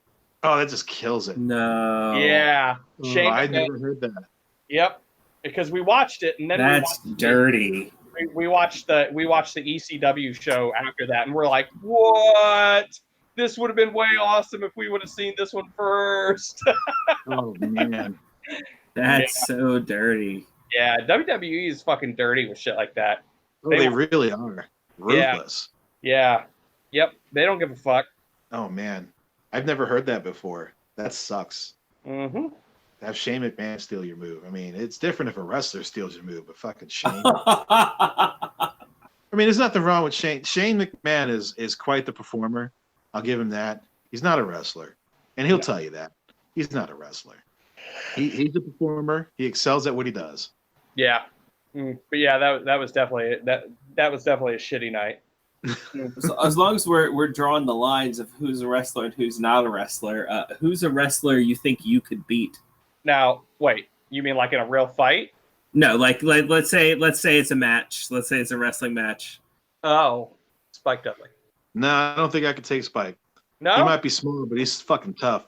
well, we're talking about like a match. We're assuming that we've been pumped up, and there has been some backstory that is going to make us sound tough and shit. So I'd go with Zach Gowen. That's the guy with one leg. Oh, and there's also, you know what? How about No Legs? that's his name, by the way. No Legs. Okay. You want to know what his gimmick is? I would assume that he doesn't have legs. Wow. Are you sure you don't watch wrestling? I am sure. Yeah. I'm just astute, Oh, yeah. Quick. Sharp as a tack. His name is Dustin Thomas. He's actually quite the inspiration. He's quite a little amazing man there. But yeah, they call him No Legs. I might be able to take him. I think I got a better chance with Zach Gowen. Okay. Yeah, I think I honestly think that like if it was real fight, there's no way I could take Spike. I think Spike could probably kick my ass. Surprisingly tough would be Chris Jericho. They talk about how tough Jericho is. He's a pretty tough dude. He doesn't look like it, but he can take a punch. He's gotten in people's faces like Brock Lesnar, Goldberg. He doesn't give a shit. Yeah, I mean, fuck it. You got it. Mm-hmm. But yeah, the reason why I choose Spike though is because I think that he's probably one of the few guys out there that I could like be able to do any kind of moves to, because I am a short guy, so it's hard for me to be able to compete with even like Taz, the guy who is amazing but didn't make it in WWE because he was too fucking short, Right. and I think broke his neck. But he's taller than I am. I couldn't do anything to that motherfucker. He'd just fucking flip me around the ring. Yeah, Taz is also an anomaly. He's amazing. Yeah. That's the thing he can do. Yeah. Oh my god. I just saw the fucking what do you call it? A deadlift suplex he did to Bam Bam Bigelow. Yeah. And he got like a full fucking arch on. Like they stopped it. Like they got a screenshot of that shit. His back. Like I can't believe he bent like that. He's just fully arched in the air with Bam Bam Bigelow going face first into a fucking table. Like, what? And I don't know if you're familiar with Bam Bam Bigelow. Yeah. Okay, so he's a big guy, right? Yeah. Taz is like 5'9". Jeez. Yeah, he's squat. He's not cut, but he's what you would say would be muscular without being cut. Okay. And he fucking suplexed this guy. Actually, there's plenty of shows where he's just suplexing him everywhere. He got suplexed through the walkway, I think, at one point. It was his final show in ECW, and he suplexed Bam Bam Bigelow through the walkway. Was it that? I'm sticking with that. I think that's right. Close enough. Yeah. Oh, my God. It was fucking amazing, though. Yeah, I think the best way to describe Tag is he was a butt plug. Yeah. Short and stout. Yep. Little fire hydrant man. Yep. But yeah, he was 5'9", but the other wrestlers made him look like a midget. It was insane. He's about average height, and they just made him look so small. Yep. Yeah, because everybody else is huge. Yeah, it's so weird. Yeah. But you know what? I don't think any of those big wrestlers ever had a problem wrestling them. Like No. none of the big wrestlers in ECW. You would let's just cut away all the fucking veils here. Everybody knows that it's a staged sport. You go into it with a storyline. You know what's happening. You know who's going to win. But there's still a lot of pride that goes into it. There's a lot of wrestlers that won't sell to certain other wrestlers. There's wrestlers that won't lose to other wrestlers. They won't put other wrestlers over. I don't think there was a single wrestler that, at least in ECW, that ever had a problem wrestling Taz. Besides Sabu. Oh, did he have a problem? Yeah, they legit didn't get along. But they still did business. They're professionals. Right. Well, that's good. I mean, Sabu's the ultimate professional. Oh my gosh. Yeah, I mean, and that sucks too because I can imagine those two putting on some amazing matches. Yeah, they main evented the first ECW pay-per-view. Huh. Barely legal. Oh man, so many 18-year-olds there. It's crazy. Not the same barely legal. Oh. Yeah. Well, There's only one of these. There wasn't 370. Different type of wrestling there. my bad. Oh yeah. What the fuck were you talking about? Ring gear? Yes. The original question I asked was who has the best ring gear. Rob Van Dam. Yeah. No, that's right. That's what it went down Yep. to, wasn't it? Wow, what a fucking convoluted walk that was. I liked Jake the Snake's ring gear because he brought a snake. Hey. I can't do it anymore. I can't do Jake the Snake anymore because he brought a snake. Every time I see it now, I'm just like, man, that poor snake. Yeah, that's true. That's true. It's sitting on the mat, it's bouncing up and down, and then he's going to take that snake, he's going to throw it on Andre the Giant. Andre's going to whoa, roll over on the damn snake. No, I'm good. Yeah. If I never see looking snake, at it now as like an adult, yeah, I get what you're saying. It is problematic. Yeah, 2020 eyes. If you look at a lot of wrestling from the 80s with 2020 eyes, you're just dumbfounded how the hell they got away with any of that shit. Oh yeah. Oh yeah.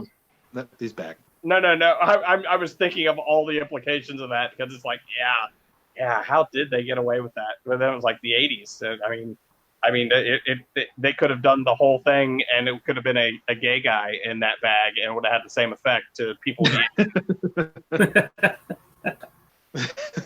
And Adrian Adonis in the bag. Oh man, fucking '80s, man! What a wild ride that was. Okay, all right. You know what? As long as we're done with that question on the list, I'll just go ahead and move on to the next one. What would you say was the best satisfied storyline and the biggest missed opportunity for a storyline? Oh, are you fucking kidding me? The biggest missed opportunity is easy. Go ahead. So the biggest missed opportunity was in 2001 when WWF or E bought WCW, and they did the invasion angle. Oh, yeah. They fucked it up. Yeah. At the time, WCW's contracts were to their parent company, Time Warner, AOL, that big conglomerate. Sure. So a lot of the people that were in WCW, your Goldbergs, your Ric Flairs, Kevin Nash, Hulk Hogan, those guys could sit out their contract and just wait and get paid instead of coming to WWE and performing for much less money. So what ended up happening is all the WCW wrestlers that come do the invasion, they all sucked. They were the bottom of the barrel guys that needed the money. So you end up doing this big invasion angle with the best of WWF and the kind of okayest of WCW, and it just fell apart. Gotcha. That is a missed opportunity. I guess they just would have had to pay those WCW guys more money. Oh, and it would have been worth it in the long run, but just at that time, it would have been a ton of money because these guys had some huge contracts. Right. And what ended up happening is a few years later, those guys came over anyway. The Ric Flairs, the Kevin Nash, Scott Hall, Hulk Hogan, Sean Waltman, you name it, they all ended up coming there anyway. Goldberg was there. Goldberg was the big one. All of them except for Sting. They didn't get Sting. It took Sting forever. Yeah, it was a big swing and a miss. They couldn't get the guys they needed. And the big matchups you wanted weren't there. There was no Stone Cold versus Goldberg. Wasn't there. Rock versus comparable guy to The Rock. It just wasn't there. It didn't happen. So you had, the biggest star you had from WCW was Booker T. You had Diamond Dallas Page. You had No, you didn't even have Scott Steiner.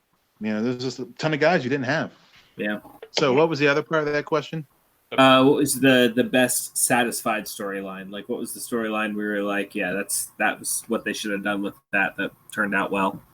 It was a bit of a rocky storyline. Lasted about 3 years. Or actually, no, it's lasted longer than that between Tetsuya Naito and Kazuchika Okada in New Japan Pro Wrestling. It's a really long storyline that had a pretty satisfying conclusion in January, where Tetsuya Naito was finally able to beat the ace, Kazuchika Okada, at the biggest show of the year, at the biggest everything of the year. Finally won, got his championship belts, and then COVID hit, and he's kind of stalled out. But Gotcha. yeah, pretty big storyline between Tetsuya Naito and Kazuchika Okada. It's epic. Many layers like an onion. What do you say, Baron? I'm trying to think. I've seen quite a few, and again, thanks to you, I've seen quite a few culmination storylines from New Japan that were just amazing. There's a lot of emotion that goes into those stories. I think I saw one with Will Ospreay. He had a big storyline, and I can't remember who he was wrestling. It was one of the Japanese wrestlers, blonde. Am I thinking of the right guys? I don't think so if he's blonde. I think, oh, I don't know. Anyways. Of course, then again, I have to say that a lot of the New Japan matches I watch has so much emotion in them that they feel like it's the culmination to the end of a big storyline. So it's kind of hard for me to tell sometimes. I fucking New love them. Japan, yeah, New Japan's got a real nuanced storytelling. You know, they have stories that go over the course of a match. Then they'll have stories that go over the course of an arc of matches, 3 matches. And then there's an even bigger story that goes across years and years of matches with the same people. Yeah. It's not like WWE where you could watch WWE and get a Roman Reigns match once a week. You know, in New Japan, they don't have singles matches all the time. It's always tag teams and 3 or 6 mans and 8 mans against each other. So when you do have that singles match, it's a big deal. And when you have that singles match, it's a cumulation of a story or some kind of product that's coming out of it. So I think what I'll do is I will say that probably one of the culminations, favorite culminations to a storyline would be Cactus Jack and Mikey Whipwreck. Oh, that's a great one. That was good. They were a tag team, and Mikey Whipwreck was just a jobber. I mean, really, in ECW, and he was good. I liked him. He wasn't like a big name guy until like the end of the storyline, and then like he became a big fucking deal. But I really loved that storyline. Failed storyline. You know what? I'm going to go with the whole draft, the whole WWE draft. They kind of started it out, and it was kind of okay, but all I could think of was, this is the first year they've done it. They're probably going to do it next year. Let's see what happens. And it just keeps getting worse and worse and worse. So yeah, I'm going to say just the whole concept of a draft in WWE as a whole is a big hit and miss. It was horrible. So I know you may not know exactly what I'm talking about, but they did when they split their brands. So you had Raw and SmackDown. They did a wrestler draft because they had to, because they had everybody on the same roster, and then they're like, well, we're Raw and SmackDown now. We have to do that. We have to split up our wrestlers. And they did a whole big draft thing. And it was really a lot of fun watching it for the first time. But there are ways that they could have made it good in the coming years. And they just they bombed hard. So I think it's fitting that this will be my final question. What is your favorite finisher? The favorite finishing move? Chaos Theory. Chaos Theory is an O'Connor roll into a German suplex. Oh, gross. Hard to describe. Once you see it, you're like, that's smooth. Innovated by a guy named Doug Williams from the UK. Yeah, that's nice. Anything that German suplexy is just pretty. I don't know what it is about the German suplex. I just love it. It's pretty. I'll say my favorite, just because of the era I was watching, was the Diamond Cutter. Can't go wrong with a good Diamond Cutter. I like that move. The Diamond Cutter was fun, but it didn't get great until Canyon got a hold of it. I was going to say, what about the Canyon Cutter? That motherfucker Canyon cuttering that random dude in the arena. Oh man, I remember seeing that as it happened, and we all just fucking died. It was great. Chris Canyon is criminally underrated. Criminally. Oh my god, so good. It's kind of hard for me to. There's a lot of good ones out there. I don't know. I am honestly drawing a blank. we've talked about WWE so much. All I can think of is WWE stuff, and it's just like ew, oh, It's all the same. yeah, Flip him over on his back. right. I mean, I'm sure there's a couple ones in there that I really like. Give me a second. This is where he tells us his favorite is the RKO out of nowhere. Which is That's not fair. That's the diamond cutter. Yeah. So fun story about that move is innovated by a guy named Johnny Ace. It used to be called the Ace Crusher in All Japan Pro Wrestling. There's your history of the RKO. It was poorly done back then. I imagine. I mean, if it was brand new, I'm sure every move was poorly done when it was first invented. The DDT's always been amazing. Jake Roberts has always done a good DDT. I'll tell you, the DDT is in the running to be one of my favorites because it's great. And I'll say, by terms of DDT, I'm going to take all incarnations of the DDT. So you got the DDT, double arm DDT, the inverted DDT. That's like 10 moves, 20 moves. Yeah, but it's all the same one though. Swinging DDT, tornado DDT. Tornado DDT is fun. Draping DDT, the top rope DDT. Oof, gross. And there's some pretty bad ones. Orange Cassidy does a top rope one that's kind of weird. Yeah, honestly, I may just go ahead and go with the DDT because it's pretty. You know what? And I hate to say it, but I really like the pedigree. It's okay. You can say that. Yeah. But I will also say that one of my favorites, and I'm biased when I say this, I don't even know what to call it, is the wheelbarrow slam. Yes. Is what it would be called.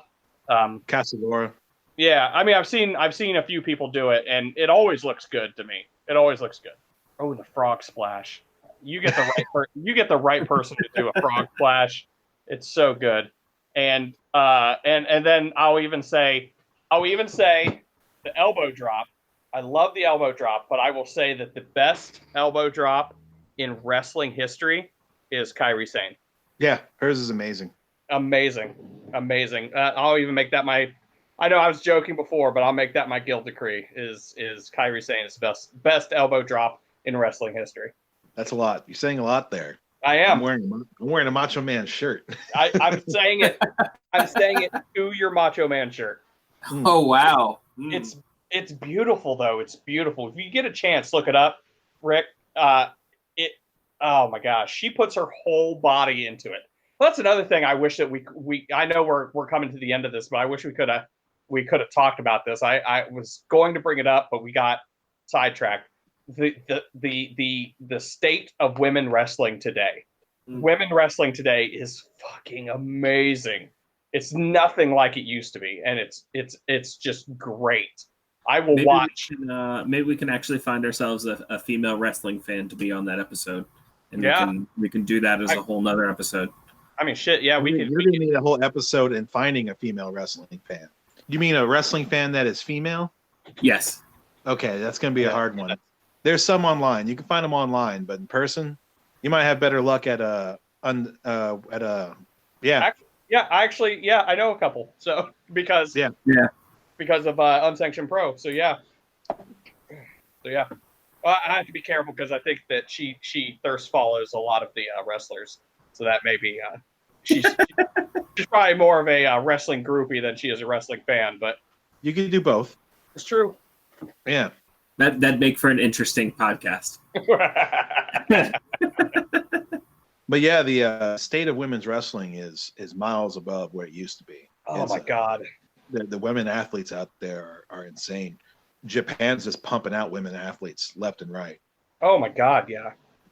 Fucking Asuka. You want to talk about a horribly mismanaged person in WWE right now? She's fucking amazing, Asuka. Well, they let her be herself, and she's gotten a lot more popular. Yes, I like what they've done with her now, and they let her scream at people. And I'm happy that Kairi Sane isn't a sailor anymore. It was cool. That's her old gimmick. I am very upset that they let her not be a sailor right before they did the WrestleMania that was apparently pirate themed. So yeah, but COVID happened. Fucking COVID. Pretty much. Anyways, But yeah, that could be a whole episode right there because women wrestling. I'll say it again. We could say it over and over and over again. You look at like your era where you're coming from, Rick. Like Mm-hmm. I know you're not looking at me in disbelief right now, but I'm going to pretend that you're looking at me in disbelief. He's walking Well, away. the only reason I'm not is because like the one modern wrestling match that I went to, and it was probably the best match that night, in my opinion. I don't know the names, but that's because I didn't remember anybody's name. It's not because I didn't pay attention to the female wrestlers' names. The only person I knew who was there was the Undertaker, and he didn't wrestle. But there was a woman there, and she kind of had a steampunk aesthetic. When did you go? Becky Lynch. That's it. Becky Lynch. Oh my god! I'm sorry. No. You're talking about someone who is like the top female wrestler right now. Well, was until she got pregnant. Okay. Well, yeah, I saw her match. She wrestled, and like that was the best match of the night. Like the one I enjoyed the most. So like I saw with my own eyes in person that it was something because back when I was watching a long time ago, I think was like the introduction of like the bra and panty matches. Like they were literally straight up exploitation. Like, you know what I mean? Yeah. And like to watch the match that happened that night versus the matches that happened back when I, watched wrestling. Yeah. Mm-hmm. Night and day, like two entirely different things. Yeah. And it's funny too, because now, like, again, at one of the N-Sanctioned Pro shows I was at, there haven't been a lot of female wrestling matches there yet, and I hope that changes soon. But the one match I watched, it was Schlack and Maria Manic versus the Rejects, which I think I could be wrong. I think the Rejects are a local group, and the Ugly Ducklings. She is a beast. She was one of the better wrestlers on that entire card, and I'm completely comparing her to the rest of the men. You talking about Maria Manic? Yeah. Yeah, she's signed to Ring of Honor now. Oh, nice. She got herself a contract. Oh yeah, she deserves it. She's fucking amazing. I love the man-eater tattoo. Yes. Yeah. I enjoyed that. I actually had a chance to party with them and passed it up because I needed to get home. But yeah, I think that would have been interesting, hanging out with Schlack, Maria Manic, a couple of other wrestlers. But yeah, it was a great match. She was throwing bitches around like crazy. And by bitches, I mean the Rejects and the Ugly Ducklings. But yeah, it's great. Wait, did I answer the question? Yeah. Your favorite. Yeah, the question was like favorite finisher. This was yeah, it's like DDT. We'll pass the question. Yep, we're good. So I think we're closing it up, and I think that I'm walking away. I'm a wrestling fan, and I'm walking away with a better feeling for the current state of wrestling, I think, and it was good to walk down that memory lane, especially from your point of view, Rick, because you're still stuck in the 90s, which is great. But yeah, the only thing I gotta say right now is, if you're a wrestling fan out there listening, go out and catch some indie shows when the crisis is over, obviously. But our indie shows are really where it's at right now, and especially like in my area, which it would be Columbus, Ohio. Make sure you go out and check out N-Sanctioned Pro when we get this crisis over with. Guild Train approved. Guild Train's coming, so we need to wrap it up. Oh, Guild Train. Right, oh yeah, the Guild Train has made an appearance in almost every episode now. You could probably hear it at my house too. Yeah, probably. But yeah, I mean, definitely. I mean, I'm definitely, when I'm editing this episode, I'll definitely be listening back to some of the stuff you guys have said, and I'll be looking it up and watching stuff on YouTube. I mean, wrestling's fun. I mean, I got so many things that I'm into now. I'm not sure I'll ever call myself a wrestling fan again, where I'm watching it all the time. But yeah, absolutely. We're all looking for distractions right now, and that's definitely a quick little thing that I can watch. Check us out on Twitch on Sundays. Check us out here on Mondays. email us castersguild@gmail.com if you have any questions. We haven't had too many yet, but if we get some questions, we'll read them on the podcast and answer for him right here. They don't necessarily have to be topical. Write us about anything. If you write into us, there might be a chance that we do a whole episode based on your question because we're looking for topics. Yep. So thanks for coming on, Billy. Is there anywhere on the internet that people who like listening to what you had to say can find you? No, I'm pretty private. That's exactly the answer. That was the answer I was expecting. Yeah, I keep myself on the internet. I'm what they call a lurker, so I will lurk your stuff. But for the most part, I stick to myself. That's fine. We hope to have you back on. If you have anything else that you want to talk about, let us know, and we'll chat about it for a couple of hours. All right. Thanks for tuning in, everybody. Bye. We'll see you next time. Bye. Bye. Bye. Bye. Bye. Bye. Bye. Bye. Bye. Bye. Bye.